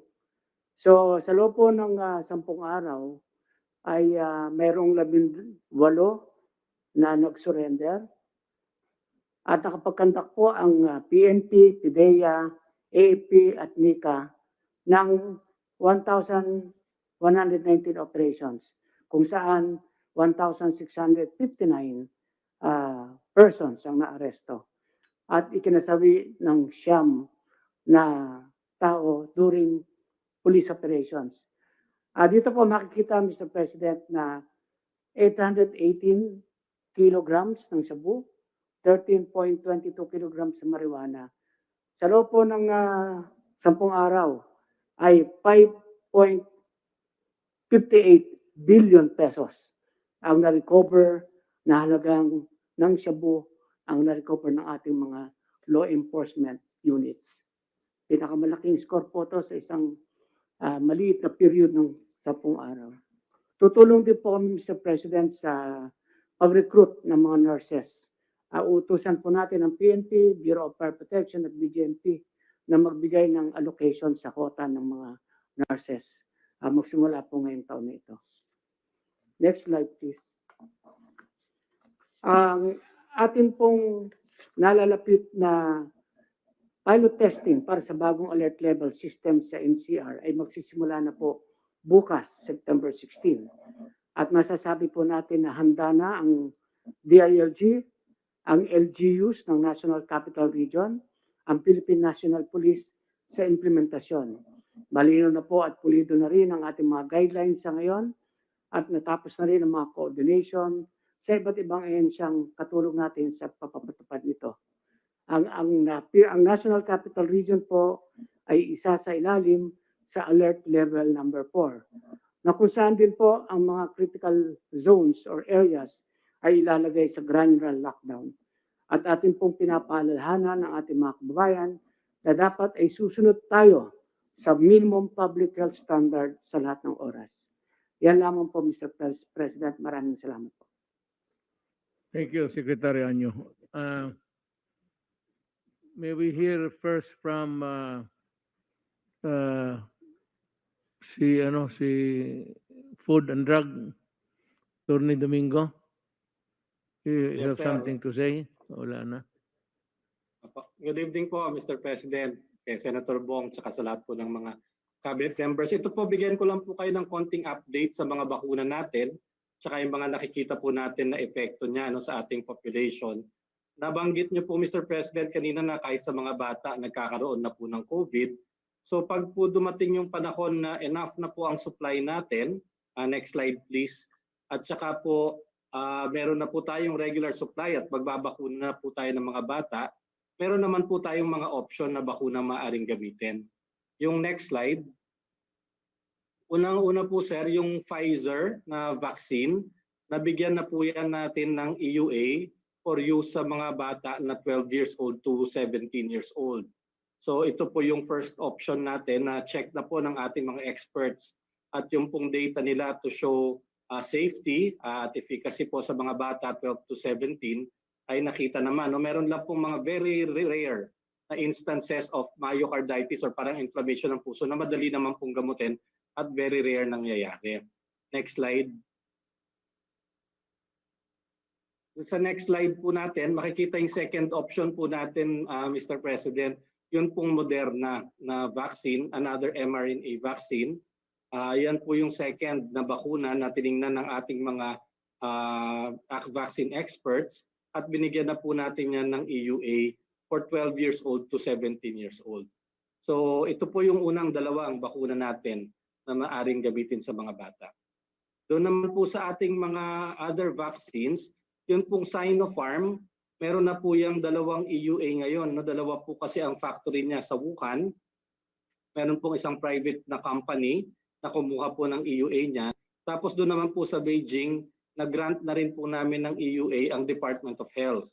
So ang Department of Health can also act as the procurer po ng vaccine kung bibili po tayo ng Sinopharm from the Beijing plant. Pwede po silang diretso na government to government po ang procurement with the DOH as the importer. Next slide please. At ito po huli na atin pong bagong inapprove, Mr. President, ay yung EUA po ng Sputnik Light. Yung Sputnik Light po ay single dose na bakuna para po siyang yung Janssen. So kapag po ang tao ay naturukan ng isang bakuna, fully vaccinated na po ang bilang natin sa kanya. So ito po ay maaari pong gamitin natin kapag binili po halimbawa nila Secretary Charlie itong Sputnik Light sa mga lugar na mahihirap abutin, yun pong mahirap magbigay ng 2 doses, at yun pong ang cold chain natin ay 2 degrees to 8 degrees. Ito po yung mga mga populasyon na maaari pong gamitan ng bakuna na to. Medyo madali po yung kanyang logistics. At yun nga po, at single dose lamang po siya. So yun po ang ating makikita dito sa ating pong real world data sa Pilipinas, that definitely po the benefit of vaccination outweighs the risk, and that the vaccines are really an effective and critical tool to control the pandemic. Kahit po makikita natin sa data po natin sa NCR kung saan napakarami na po nating nabakunahan, more than 50%, ang mortality rate po ng COVID ay mas mababa po ngayon na ang dami-daming kaso kesa po nung early part of the year, no? Na konti pa po ang nabakunahan. It is important to complete the recommended doses. Talaga po bumababa po after the first dose ang incidence of COVID, pero after the second dose, talaga pong malaki pa po ang binabagsak ng incidence nito. Breakthrough infections can still occur. Wala pong 100% na efficacy na vaccine, but it happens in a very small percentage of fully vaccinated individuals. And most of them would get mild disease. Very rare na po yung severe COVID kapag po fully vaccinated. Kaya po talagang importante lamang, katulad po ng sinabi nyo kanina, kahit po vaccinated na tayo, observe health protocols.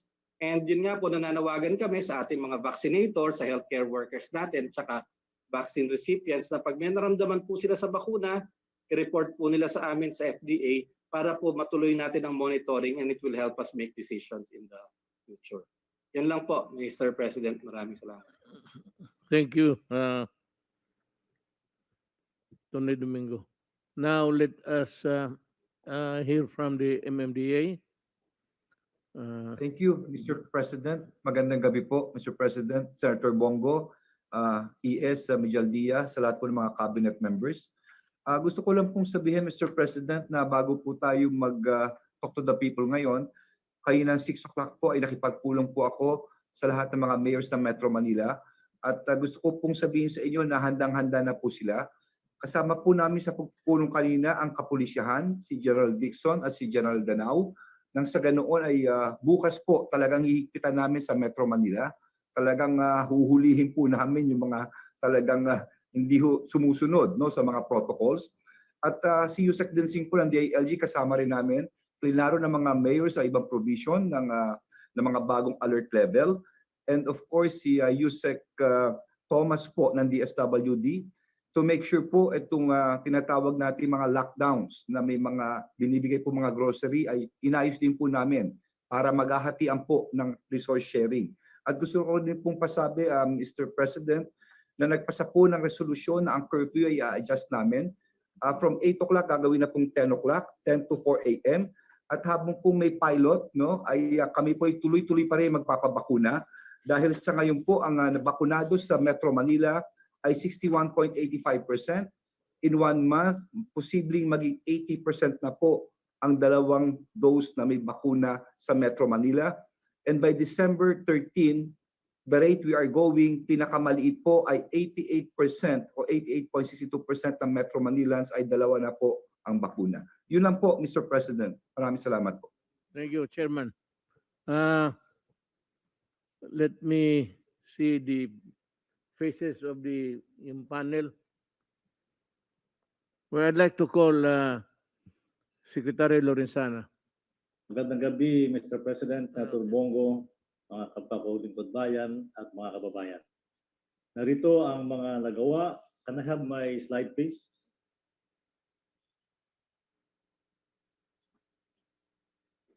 Narito ang mga nagawa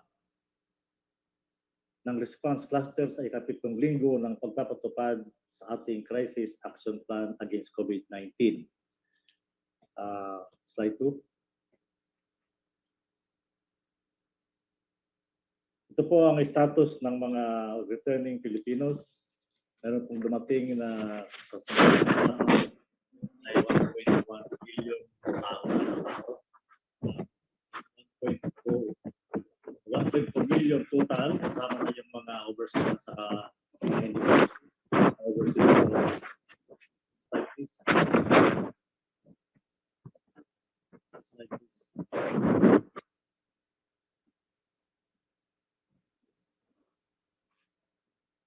Next slide.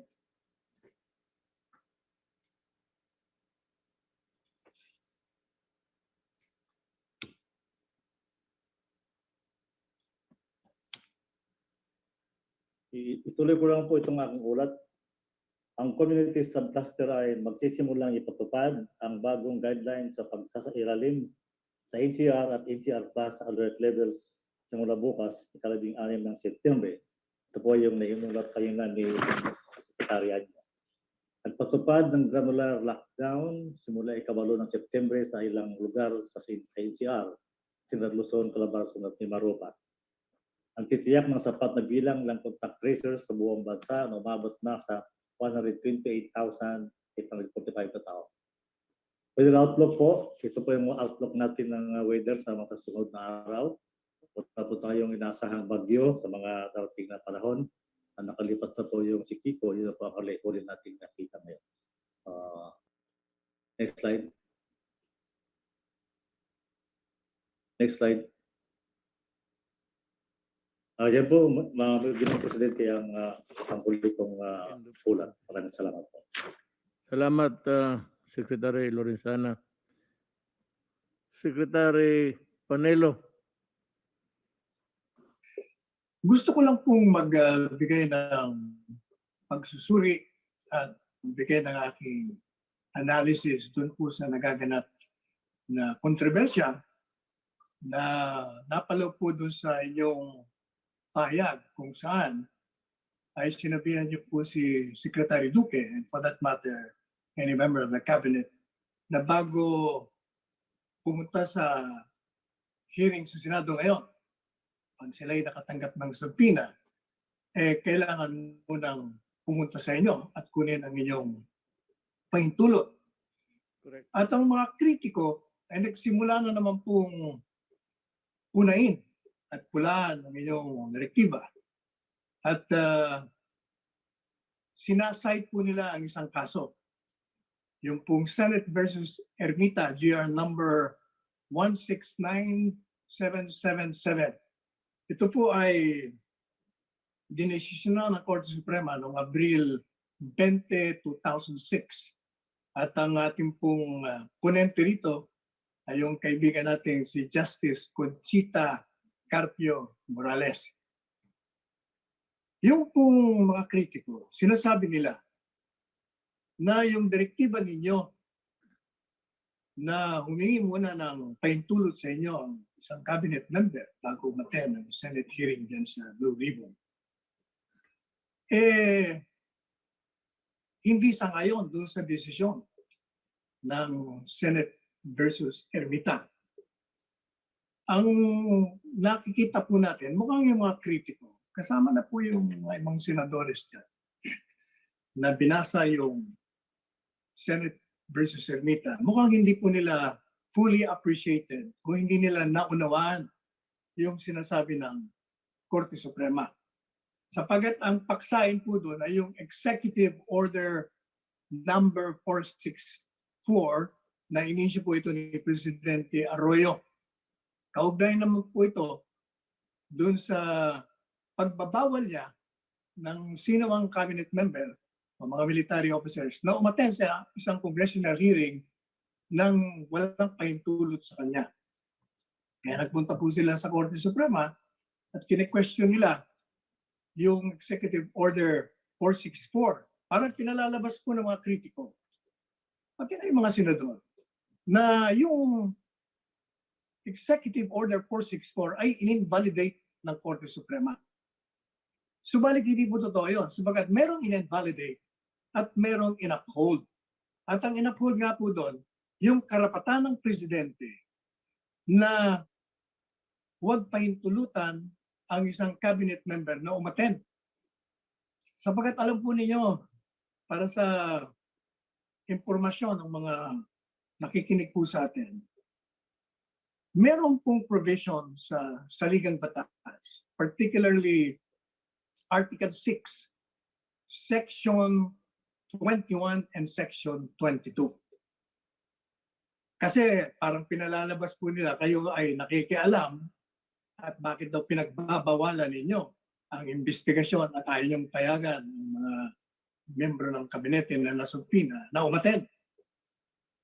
So, in effect, sinasabi nila na wala kayong karapatan na pigilan. Kaya unang-una, hindi naman yung pinipigilan.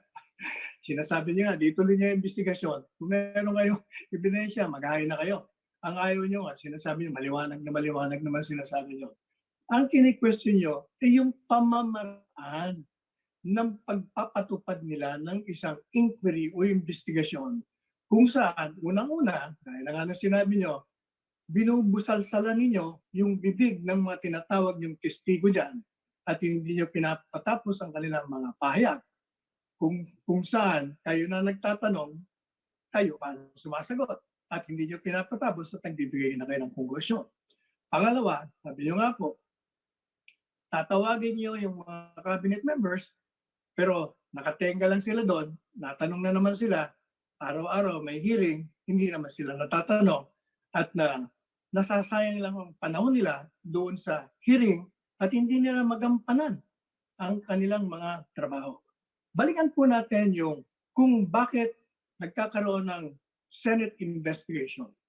Gaya na sinabi ko, meron Section 21 at Section 22, Article 6 of the Constitution. Yung pong Section 21, may kapangyarihan ang Kongreso na tumawag ng investigation on inquiry in aid of legislation. So sabi ng Korte Suprema, talagang meron silang karapatan.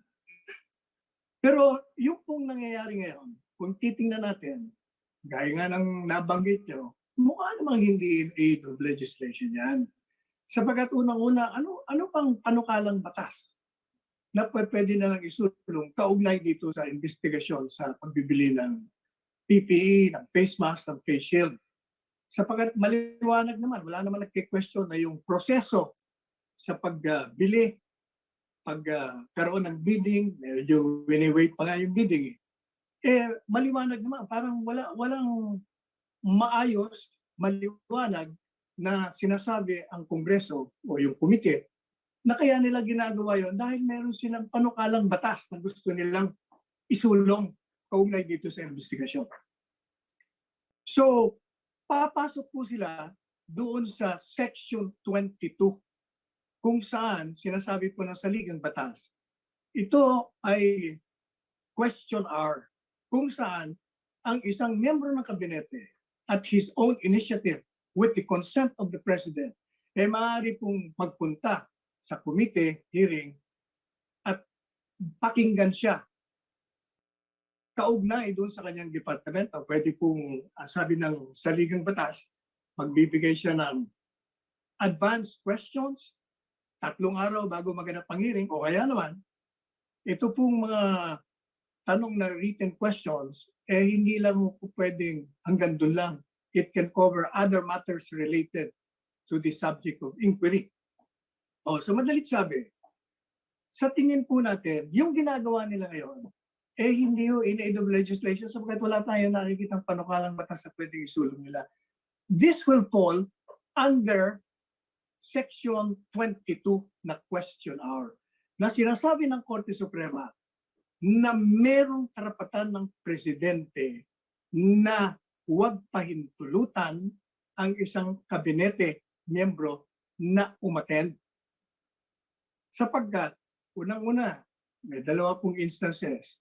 Kung ito involves national security, kung ito involves public interest, kailangan. Sabi nga ng saligang batas, dyan iilagay mo yan sa executive session, kailangan wala nakakarinig yan, hindi kayo kailangan. And doon po sa decision na yun, sinasabi ng Korte Suprema na kung dito papasok yan sa question hour, walang karapatan na pilitin ng Kongreso na umattend ng isang cabinet member. And logic will tell us kung wala silang karapatan na pilitin ng isang miyembro ng kabinete na umattend, necessarily wala silang karapatan na mag-impose ng citation ng contempt of Congress dahil hindi umattend. So wala nga silang karapatan. So, maliwanag po, kinikilala ng Korte Suprema na meron kayong kapangyarihan, karapatan na mag-inquire on a subject matter in aid of legislation. Pero, sabi rin ng Korte Suprema, habang meron kayong kapangyarihan at karapatan, itong kapangyarihan na ito ay bukas sa paglabag. In other words, this is susceptible to abuse. Bakit? Una-una, pwedeng mag-conduct sila ng investigasyon, kunyari, in aid of legislation. Pero actually, you sort nila, inaagawan nila ang function ng judiciary upang hanapin ang katotohanan. Pangalawa, ay gaya nga ako ng mga pagsusuri ng mga iba, mukhang ito in aid of election. Sapagkat paulit-ulit, iniimbitahan mo. Ang tanong, klarong-klaro naman. Pati na yung commissioner audit, sinasabi nila na walang overprice. Pagkatapos, maliwanag din na may delivery sa ayos naman. Walang nagrereklamo doon. So bakit pa pinagpapatuloy ang investigasyon? Kaya meron po kayong kapangyarihan, karapatan, Pinoong Pangulo, na hingin muna ang inyong kapahintulutan bago pupunta ang isang cabinet member doon. And that is pursuant precisely to the case of Senate versus Enrile na sinasite nila labag sa inyo, kontra sa inyo, na mali ang intinding nila. At meron din po akong gustong sabihin dito, sapagkat nagpayag po narinig ko mismo na siya ini-interview doon sa isang programa, na kayo mismo daw, Presidente, inaakusahan niya ng inciting to sedition. Ano ba ang inciting to sedition? Under the revised penal code, specifically Article 139, ang yung pong crime na sedition, sinasabi doon, pag ang isang tao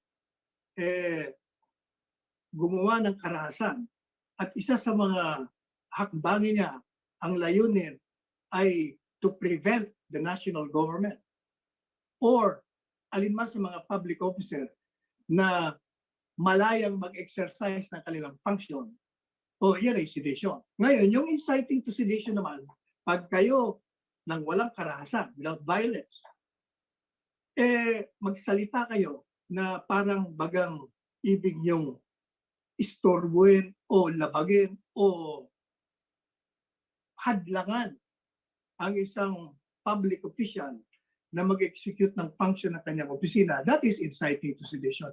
Yan ang sinasabi ni Gordon sa inyo. You're trying to prevent him or his committee from exercising their functions. Kaya inciting to sedition. Sabi ko nga po sa statement na pinalabas ko sa media kanina, baka naman pag sinabi ng inciting to sedition, he's referring to his committee. It is the one inciting to sedition. Bakit? Sapagkat siya ho ang humahadlang doon po sa mandate ng mga cabinet members na mag-perform ng kanilang trabaho. Sapagkat pag yan ay pinapunta mo ron, 8 oras, 7 oras, nandun siya, hindi naman siya tinatanong. Dahil natanong na, hindi ngayon siya makatrabaho. Hindi nga, alam naman po natin, napaka-selan ngayon ng panahon. Kailangan ng lahat ng mga cabinet members ngayon nagtatrabaho upang tugunan ng pandemic. O pagkatapos nandun ka. Kaya tama kayong sinasabi niyo. Kaya, ang katotohanan, it's not you committing inciting to sedition. It's the committee, the Blue Ribbon Committee headed by Gordon, who and which is the one committing inciting to sedition. Ginoong Pangulo. Yan lamang po. Sal, whatever is the stand of Gordon, this is my message. Do your worst, and I'll do mine. Demanda mo ako ng sedition at idemanda rin kita. At ako mismo ang maghuli sa iyo. Thank you for the digressing on the finer points of law. Binasa ko na rin yun, Al. May nabasa pa ako yung mga reference point. If it becomes almost like a sham, you are there to persecute people, it can be an exercise of exceeding the authority, and then it becomes no authority at all. That is what, may nabasa ako ng ano. It's not an absolute thing. God damn it. Just because you're given the power to summon, you think now that you have the say in all of this, even to the extent of insulting and detaining person for so long a time. Who are you, Gordon? You are nothing but a corrupt official.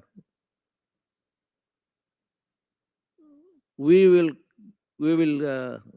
reach to a point na ipapa-audit ko ka talaga. I will force the issue. You receive money from government, it becomes a government property. To that extent, the Red Cross is not exclusively an international body. Kasi tumanggap ka ng pera, then you must be amenable to an audit because that is the money of the Filipino people. May I call on the next Justice Midaldia? You want to say something, sir?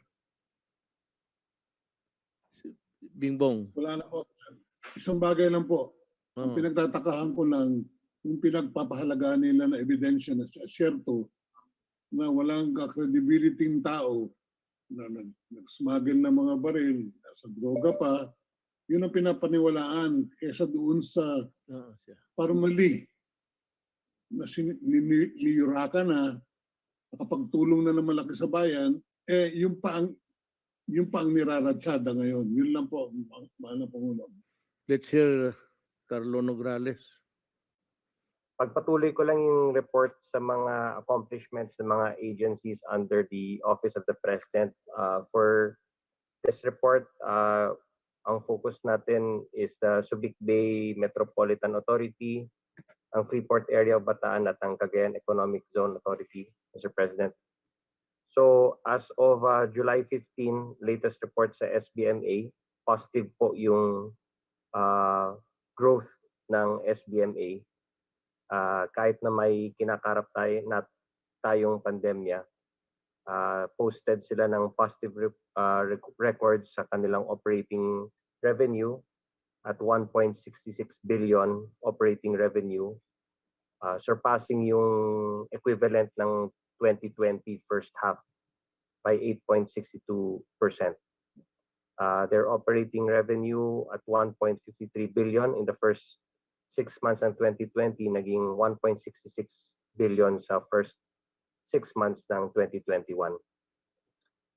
Mula yan sa mga collections nila from leases, from port operations, from regulatory fees, and from miscellaneous sources.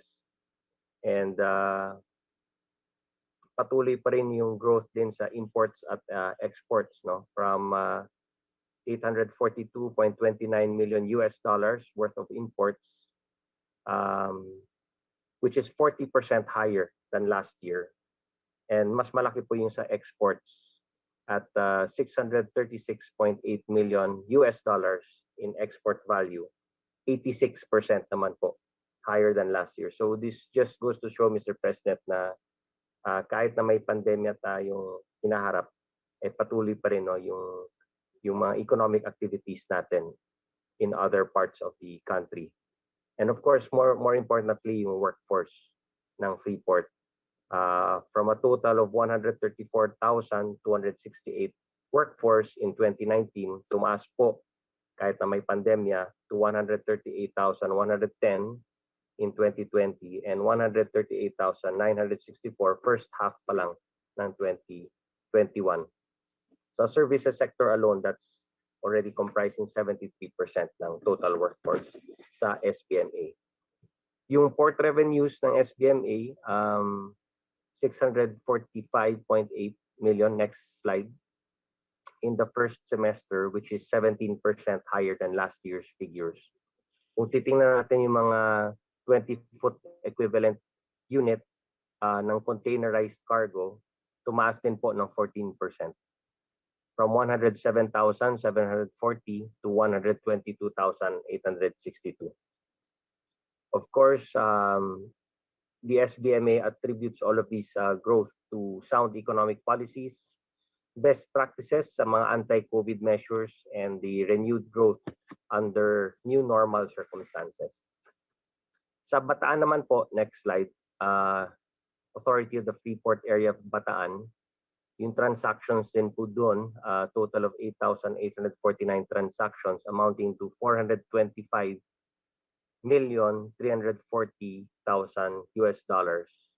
for export transactions. While for 8,114 transactions amounting to $206,968,000 for import transactions naman po. And then sa workforce, tumaas din po ang workforce nila. Next slide. In 2020, ang workforce nila is 34,000 workers, increased by almost 5,500 workers for the first half lamang ng 2021 at a total of 40,485 workers.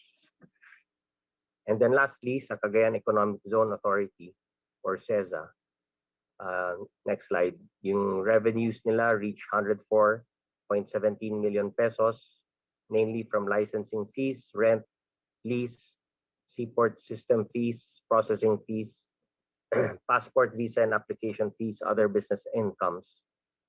And even despite the pandemic, patuloy pa rin yung mga infrastructure projects nila in the CEZA. Kasama dyan yung retrofitting of aging piers and 4 units of new warehouses sa Port Irene, now nearing completion, totaling 30,000 square meters. Loose cargo port, facelifting, and the mini container yard, and the newly completed road and bridge section of the port para sa turnaround ng mga routes for trucks and hauling of cargo. And sa Port San Vicente Causeway and Wharf, including the construction of the CEZA Corporate and Commercial Centers, the CEZA Global City and Smart City projects. And in the San Vicente Port, they plan to open its new extended wharf para sa inter-island ships, ro-ro operations, and fishermen using the facility. Next slide. Locators din nila, kahit na may pandemya, ay moderate ang growth ng mga locators. And despite the pandemic, meron din pong moderate growth in their tourist arrivals. Although talagang tinamaan ng tourism dito sa area na yan. And then for employment, next slide, 2,598 workers directly employed under the CEZA, mostly from Cagayan Valley and Cagayan Province. Yun lang po, Mr. President. Maraming salamat. So that was the last part of the program was really the one given by Secretary Nograles. With that, I would like to ask the nation to give me a little bit of allowance sa language ko. Pagpatawa mga kababayan ko, pagpatawarin mo na yan si Gordon. Huwag na lang ninyo ibuto yung buang na yan. Walang silbi yan. Yung English niya, yan lang.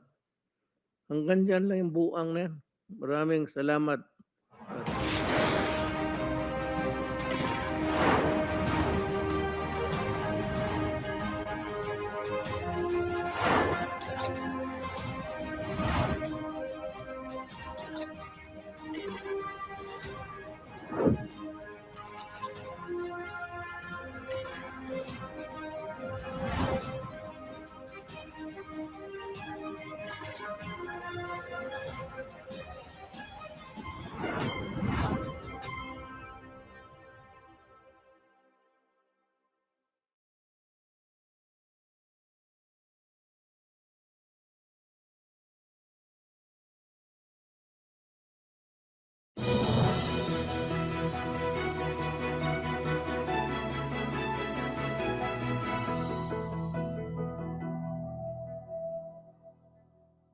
Magandang hapon, Pilipinas.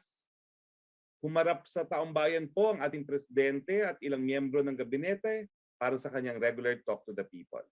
Ito pong ilan sa mga nabanggit ni presidente. No? Sa issue po ng procurement ng face mask at PPEs, walang overpricing.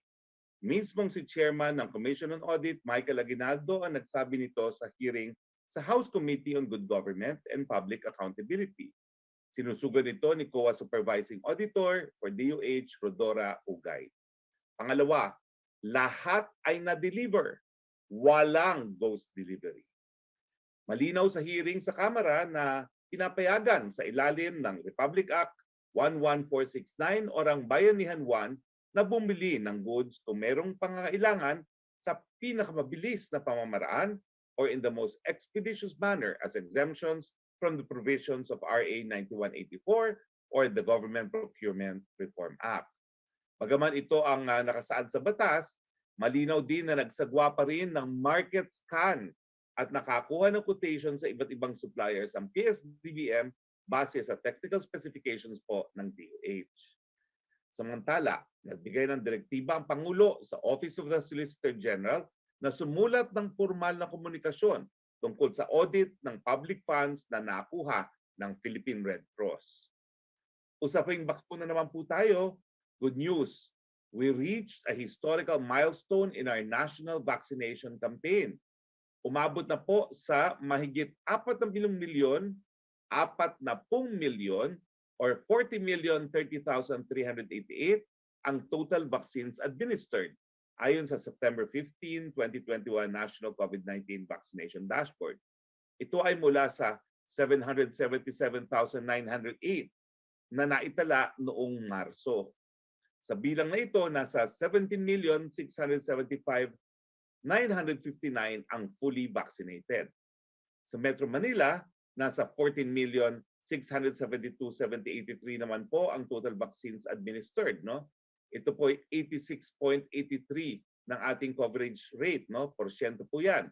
Sa bilang nito, nasa 6,184,386 naman po ang fully vaccinated, equivalent to 63.26% of the coverage rate. Tandaan natin po, libre ang magpapabakuna, magparehistro lamang po sa inyong LGU. Habang tumataas po ang mga nababakunahan, dumarami naman po ang vaccine supply. Dumating kagabi, Setyembre 15, ang 753,480 doses ng Pfizer na binili ng pamahalaan. Darating mamaya naman po ang 661,200 doses ng AstraZeneca, no? Ito po ay bukas, Setyembre 17. COVID-19 updates naman po tayo, no?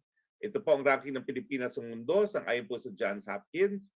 Number 9 po sa total cases, number 15 sa active cases, number 136 sa cases per 100,000 at number 93 sa case fatality rate. At ang ating case fatality rate po ay bahagyang baba at 1.57%. Nasa 16,989 po mga bagong kaso ayon sa September 15 datos ng DOH. Mataas pa rin po ang recovery rate. Nasa 91% po ang recovery rate. Meron na tayong higit sa 2 milyon or 2,076,823 na mga gumaling. Samantalang malungkot po namin binabalita na nasa 35,742 na po ang binawian ng buhay. Nakikiramay po kami. Ito naman po ang kalagayan ng ating mga ospital, no? Sa ICU beds, 77% ang utilized sa buong Pilipinas, 79% ang utilized sa Metro Manila.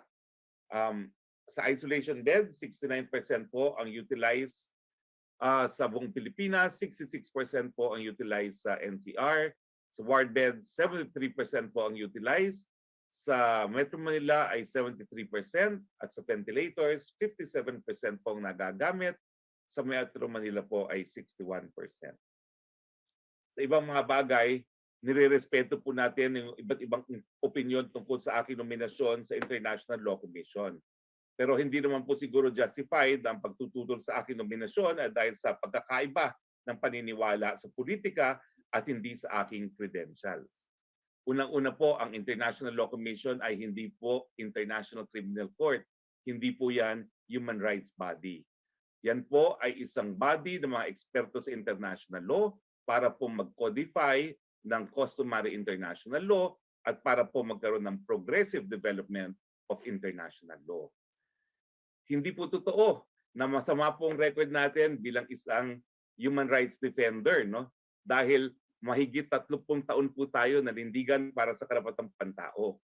Natigil po yan, siyempre po, nung tayo po ay napunta ng gobyerno dahil bawal naman mag-practice po ng batas, no? Na siyang ginamit natin, ng pinakulong natin ang mga ampatuan na pumatay sa mga biktima ng mga Ampatuan Massacre, yung ginamit din po natin, no, para ma-convict itong si Pemberton na pumatay kay Laude, no? At siyempre po yung ating pagtatayong bilang tagalitis doon sa mga biktima ng torture, no? Kasama na po si Darius Evangelista. Nandiyan na rin po yung mga kasong nakuha natin, yung view sa Human Rights Committee that criminal libel is contrary to freedom of expression. Sino ba naman ho sa aking mga kritiko ang nakagawa ng ganito? Siguro po, linawin natin, ang pagtututol nila ay dahil ayaw nila yung decision ko maging tagapagsalita ng presidente. Pero nasa akin na po yun. Dahil hindi ko naman po pwedeng talikuran ng isang presidente na siyang nag-certify as urgent ng aking mga panukalang batas gaya po ng batas na ngayon na universal healthcare, yung libreng patubig, yung libreng wifi, at yung national AIDS law na nagpapataw ng parusa sa mga taong magdi-discriminate laban sa mga HIV positive na individuals. Anyway, sa lahat po ng mga kandidato sa ILC, tayo po ay naninindigan na kinakailangan magkaroon ng draft treaty para po masigurado yung tinatawag na vaccine equality. Hindi po katanggap-tanggap na 85% ng ating mga bakuna ay napupunta sa mga mayayamang bansa. May karapatan po ang lahat na mabuhay sa gitna ng pandemya. At siyempre po, isa pa nating plataforma ay dahil nga po sa global warming, tataas po ang ating mga karagatan, mawawala ang ating mga isla, babahain tayo. Ang tanong, anong mangyayari sa ating teritoryo? At ako po'y naninindigan na kinakailangan magkaroon ng isang tratado kung saan na ang lahat ng ating boundaries bago tumaas po ang ating karagatan ay dapat maging conclusive dahil kung hindi po magkakaroon ng stability sa teritoryo, magkakaroon pa po tayo ng mas maraming hidwaan pagdating sa teritoryo. Anyway, ang magdidesisyon po kung sino ang tatayong mga miyembro ng International Law Committee ay ang lahat ng miyembro ng United Nations. Dito po nagtatapos ang ating presentasyon. Makakasama natin po ngayong araw si PNP Chief Police General Guillermo Eleazar. Chief, bukas po ay ipatutupad na ang granular lockdown bilang isang pilot sa Metro Manila. Kamusta na po ang ating kahandaan? Secretary Roque, Sir Harry, actually po, pinatutupad na po natin ngayon dito. At ngayon po ay katanghalian na at nagsimula na kanina. At base po dun sa ulat ng ating mga commanders, lalo dito sa Metro Manila, generally peaceful, wala po tayong problema. Kung matatandaan po natin sa mga nakaraang araw, ay binigyan natin ng direktiba ang lahat ng Chief of Police dito sa NCR na makipag-coordinate na sa kanilang mga local government units at alamin po itong mga prosesong gagawin nila. Even though meron tayo nga ng mga guidelines coming from the ITF at tayo nasa alert level 4, dun sa particular po na granular lockdown, ay yun po yung ating binabantayan. Nung magsimula po tayo kahit kahapon, meron naman po tayo na 54 na ng mga barangays na nasa granular lockdown. Yun po yung dating pinaiiral na base na rin po dun sa ginagawa ng ating mga LGU. So ngayon, para po sa kalaman natin mga kabayan, dito po sa Metro Manila, may refocus po natin yung ating mga personnel na kung dati, inaandun po sila at nakatutok sa ating mga quarantine control points na nagkakandak ng mga random checking, hindi na po sila doon ang kanilang tutok ngayon. Ito po ay naandun na sa mga lugar kung saan maraming ating mga kabayan dahil nga marami na tayong mga permitted industries para siguraduhin na ang mga kabayan natin ay sumusunod sa minimum public health standard. At para naman doon sa mga identified na lugar na placed under granular lockdown, naandun po ating pulis, pinakukunahan kasama ang iba mga force multiplier o barangay tanod ng naturang lugar para siguraduhin na tutupad po itong ating mga kababayan doon po sa mga lugar na yun. So in general po, nakita natin naman na maayos at inasahan po natin na sa mga susunod na oras o mga araw ay lalo pong ma-appreciate ng ating mga kababayan itong ating bagong alert level system. At the same time, sumunod po dun sa mga pinapahayag natin ng mga alituntunin. Maraming salamat Chief Eleazar at salamat for the correction kasi midnight po ngayon dito sa New York. So nakakalimutan ko, you are one day ahead of us. Okay, pumunta na po tayo sa ating open forum. Yusek Rocky, go ahead please. Yes, thank you Secretary Roque and good afternoon po kay PNP Chief Eleazar. Ang first question po mula kay Vance Fernandez.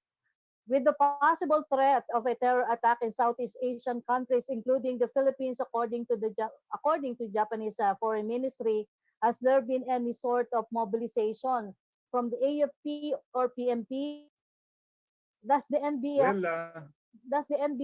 have any sort of information they're looking into, and what are the thoughts of President Duterte on this?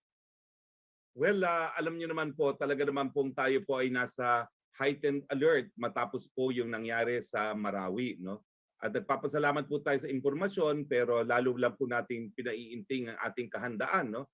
Para po harapin ang posibleng terroristic attack muli, no? Nakahanda naman po ang ating kapulisan at ang ating hukbong sandatahan at hinihingi din natin ang kooperasyon ng ating mga mamamayan. I-report niyo po sa kapulisan kung meron kayong mga kaduda-duda, mga personalidad o di naman kaya mga kaduda-duda, mga bagay-bagay, lalo na sa mga pampublikong lugar. Opo. Ang susunod pong tanong ay mula kay Ron Lopez na Agence France Press. What was President Duterte's reaction when he was informed of the ICC decision, and what were his orders to government agencies and officials when it comes to dealing with ICC prosecutors? Bago ko sagutin yan, Chief Eleazar, meron kayo idadagdag doon sa naunang tanong tungkol doon sa warning galing po sa Japanese authorities tungkol sa possible terroristic attack? Yes, Secretary, maraming salamat. Yusek Rocky, tama po yun na yun nga naulat na from the Japanese embassy regarding this threat. At kami naman po sa aming hanay, wala po kami nare-receive na ganung threat. But just the same, hindi po namin pinapagsawang bahala yung informasyon na yan. At patuloy yung ating monitoring na ginagawa. So nagbigay na rin tayo ng direktiba sa ating intelligence unit as well as ang ating na rin mga different commanders on the ground na maging mapagmatyag. In fact, kahapon nga, nag-react na rin yung ating ibang mga pulis dahil nga sa pinuntahan nila itong mga lugar kung saan ang ating mga kabayan isa pupunta doon, itong mga permitted industries. In the implementation or enforcement of this IATF health protocols, sa pag-iikot natin, yung visibility patrol natin na yun na rin yung ating crime prevention effort. At ngayon na nakarating sa ating kalaman, yung informasyon na yan, even though hindi natin sinasabi na totoo hindi, pero parte naman ng trabaho natin na panatiling magbantay. So ina-assure natin po ang ating mga kabayan, pati ang ating mga foreign nationals, kasi i-address sa mga Japanese nationals na patuloy ang ating kapulisan in coordination with other units ng ating intelligence community para po magbantay at siguraduhin na tayo nakahanda sa lumang eventuality. Pero just the same, humingi tayo ng patuloy na kooperasyon natin mga kabayan, ibigay ulat po sa amin kung meron kayong mga informasyon pang natatanggap, na obserbahan na hindi normal para po ma-action agad ng ating Philippine National Police. Maraming salamat. Thank you, Chief Eleazar. Doon naman sa tanong sa anong naging reaksyon ng Presidente, ako po yung nagbalita kay Presidente habang siya po ay nagre-record ng kanyang Talk to the People. Tapos na po yung pagre-record niya at siya po ay bumabasa ng mga pagbabati. Wala pong reaksyon ng Presidente dahil sa mulat-mula niya, sinasabi niya na siya ay mamamatay muna bago siya haharap sa mga dayuhang mga West. Kung merong reklamo, dapat dito sa isampa sa Pilipinas dahil ang ating mga hukuman ay gumagana. At ang korte ng ICC ay walang jurisdiction. Pwede lang siyang mag-akto sa mga kaso kung ang mga hukuman natin ay hindi gumagana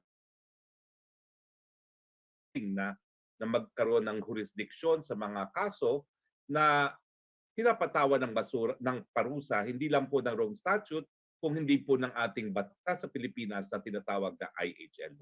So sa kanya, bahala sila kung anong gusto nilang gawin. Dahil nagkaroon na nga po ng desisyon ang pre-trial chamber mismo ng ICC na nagsasabi na wag na dapat itutuloy ang mga investigasyon na wala namang possibility na magkakaroon ng successful na prosecution. Dahil yan po ay pagsayang lamang ng oras at ng resources ng ICC mismo. Ang paninindigan ng Presidente, lahat ng gusto magreklamo, bukas po ang ating mga hukuman sa Pilipinas. At nung tayo po ay naging partido sa Tratado ng Roma, hindi po natin sinurrender ang ating soberenya at ang ating jurisdiksyon. Ang sabi lang natin po, pwede lang gumalaw ang korte kung wala po tayong hukuman na magbibigay ng katarungan. At meron naman po tayong mga hukuman dito ngayon sa ating bansa. Opo. From Carrie Cator ng Manila Times para po kay PNP Chief Eliazar, pero nasagot na po ni PNP Chief yung tanong niya doon sa assessment ng pilot branch sa NCR.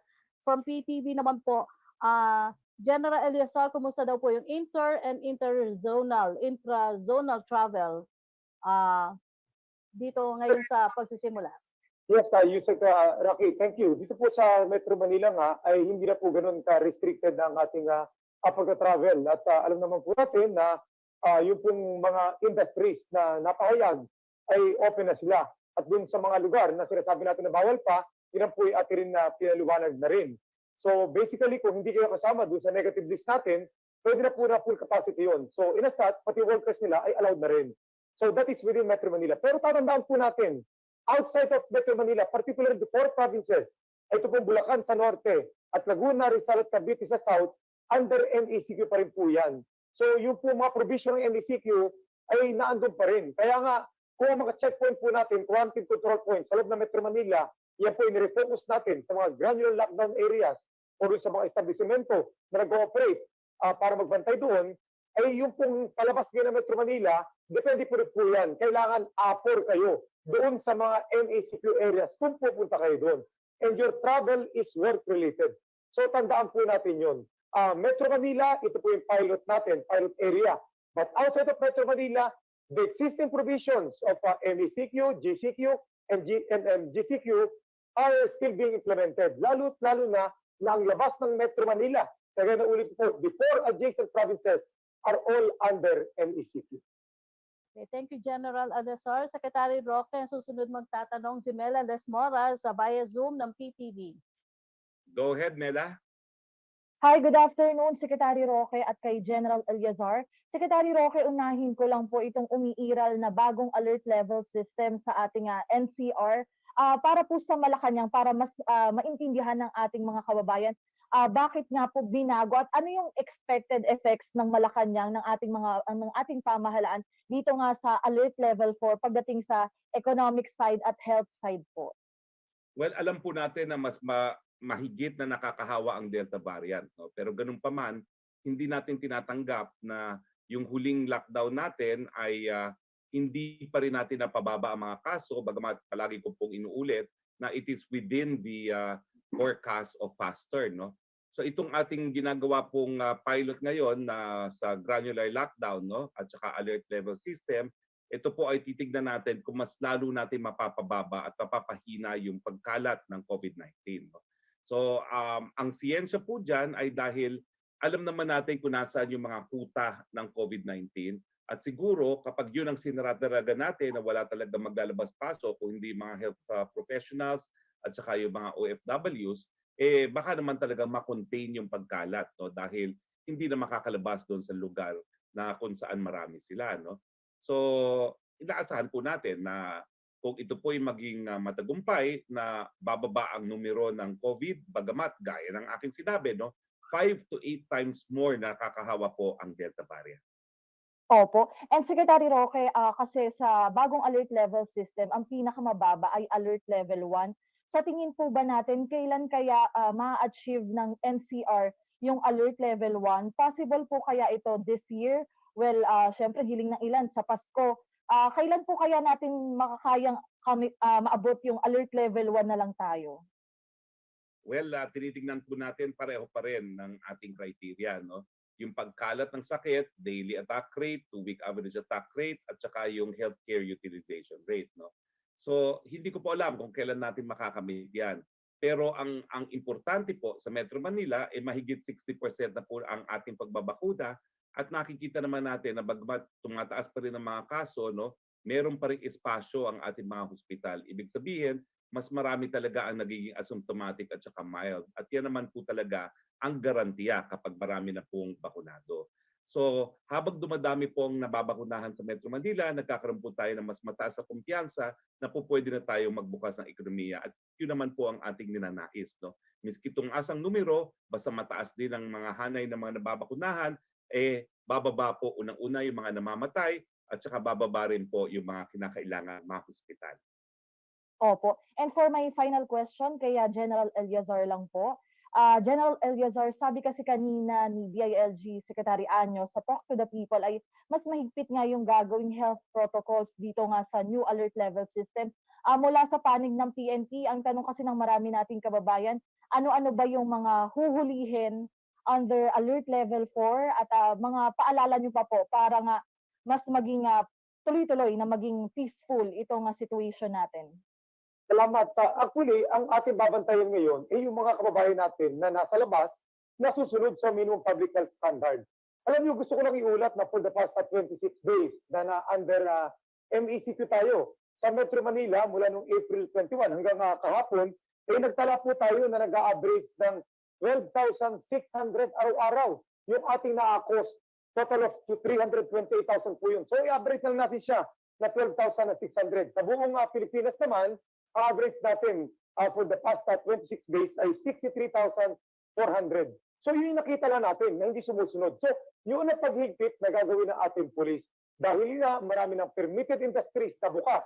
Even sa level, dito sa ating alert level 4, ang ating police natin ngayon, hindi na doon sa checkpoint kung hindi sa lugar kung saan pupunta ang ating mga kabayan para siguraduhin na sila sumusunod.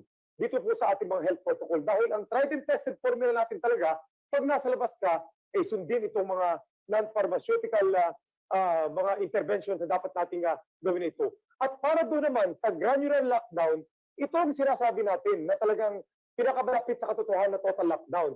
Kumbaga itong ginawa nga natin ngayon, nasa alert level system tayo na mayroong granular lockdown, nagkataon lang na nasa level 4 tayo. Pero kung tutusin natin kung nasa level 1, 2, 3, 4, ito po yung sabihin natin na malapit sa kaliwagan base sa transmission ng ating infection at saka pati yung mga utilization rate ng ating ICU at pati na rin yung hospital beds.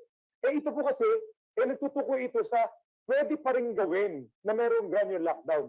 Pwedeng maluwag sa ekonomiya, pero sinusunod yung mga protocol. At the same time, pwedeng specific or focus yung may granular lockdown. Nang the only appor na naandun basically is only the healthcare worker. Kayo pong member ng media at kami rin mga pulis, doon po sa granular lockdown, hindi po tayo appor. Except doon sa pulis na nakabantay siya doon. Pero kung doon ka nakatira, ibang usapan po yun. It's either doon ka tumira for the rest of the lockdown or doon ka na lang sa opisina. So malinaw po yun na sinasabi nga na kung ang sakit ng ating katawan ay sa kalingkingan lang, ay bakit naman natin gagamutin yung buong katawan? So, logic will tell us na kung ito po will be properly implemented, kami naniniwala na ito po ay makakatulong talaga sa ating ekonomiya. At ganoon din sa ating lahat. Dahil ang pulis natin mula noon, isang taon kalahati na, nakita natin po lahat yung ating adjustment base sa ating sitwasyon. At sana po sumunod na ating mga kabayan para po sa katagumpayan nitong pilot test na ito na pwedeng gawin sana sa buong Pilipinas para ma-address na natin yung ating problema. Maraming salamat, Yusek Rafi. Okay, thank you so much po. Yes, ang susunod na magtatanong ay si Secretary Roque. Yusek Rafi. Yes, go Opo. ahead, Yusek Rafi. From Kari Cator ng Manila Times, the ICC has authorized an investigation not only into the drug war killings but also on the so-called Davao Death Squad. This means summons and arrest warrants can be issued against the president. What happens now? Is the president going to just keep threatening the ICC with his words? Mali po yan. Wala pa pong power to summons ang ating hukuman. Ito po ay panimula pa lamang ng preliminary examination. So, alam niyo po kasi ang sistema na ginagawa nila sa ICC, yan po ay tinatawag na inquisitorial. Dito po sa Pilipinas, ang mga nagrereklamo, sila po yung nagsusumite ng mga ebidensya. Pero sa kanilang sistema, yung prosecutor hahanap ng ebidensya, hindi ibinibigay sa prosecutor. Ang problema, kung hindi na tayo miyembro at wala ng duty to cooperate, paano sila makakakalap ng ebidensya? Sa isang killing, kinakailangan merong police report. Paano gagawin nila? Hindi magko-cooperate ang mga pulis para ibigay ang police report. Hindi magko-cooperate ang autopsy, yung forensics expert, no, na naggagawa ng medical legal, no? Hindi magko-cooperate yung police kung ano ang mga naging resulta ng kanilang investigasyon, no? So yan po yung sinasabi mismo ng ICC Pre-Trial Chamber nung sinabi niya na dapat yung prosecutor wag magtuloy sa investigasyon kung hindi naman magre-resulta sa satisfactory at successful prosecution dahil walang kooperasyon. Now, nabaliktad po yung ganyang desisyon dahil ang sabi ng Appellate Tribunal, well, nasa prosecutor pa rin yon, miski alam niyang walang cooperation at mahirap na makakuha ng ebidensya para magkaroon ng successful prosecution, kung gusto pa rin niya mag-imbestiga, nasa sa kanya yan. Kaya kung titignan niyo po, napakadaming mga kaso, taon na po ang nakalipas, nakabinbin po ang preliminary investigation.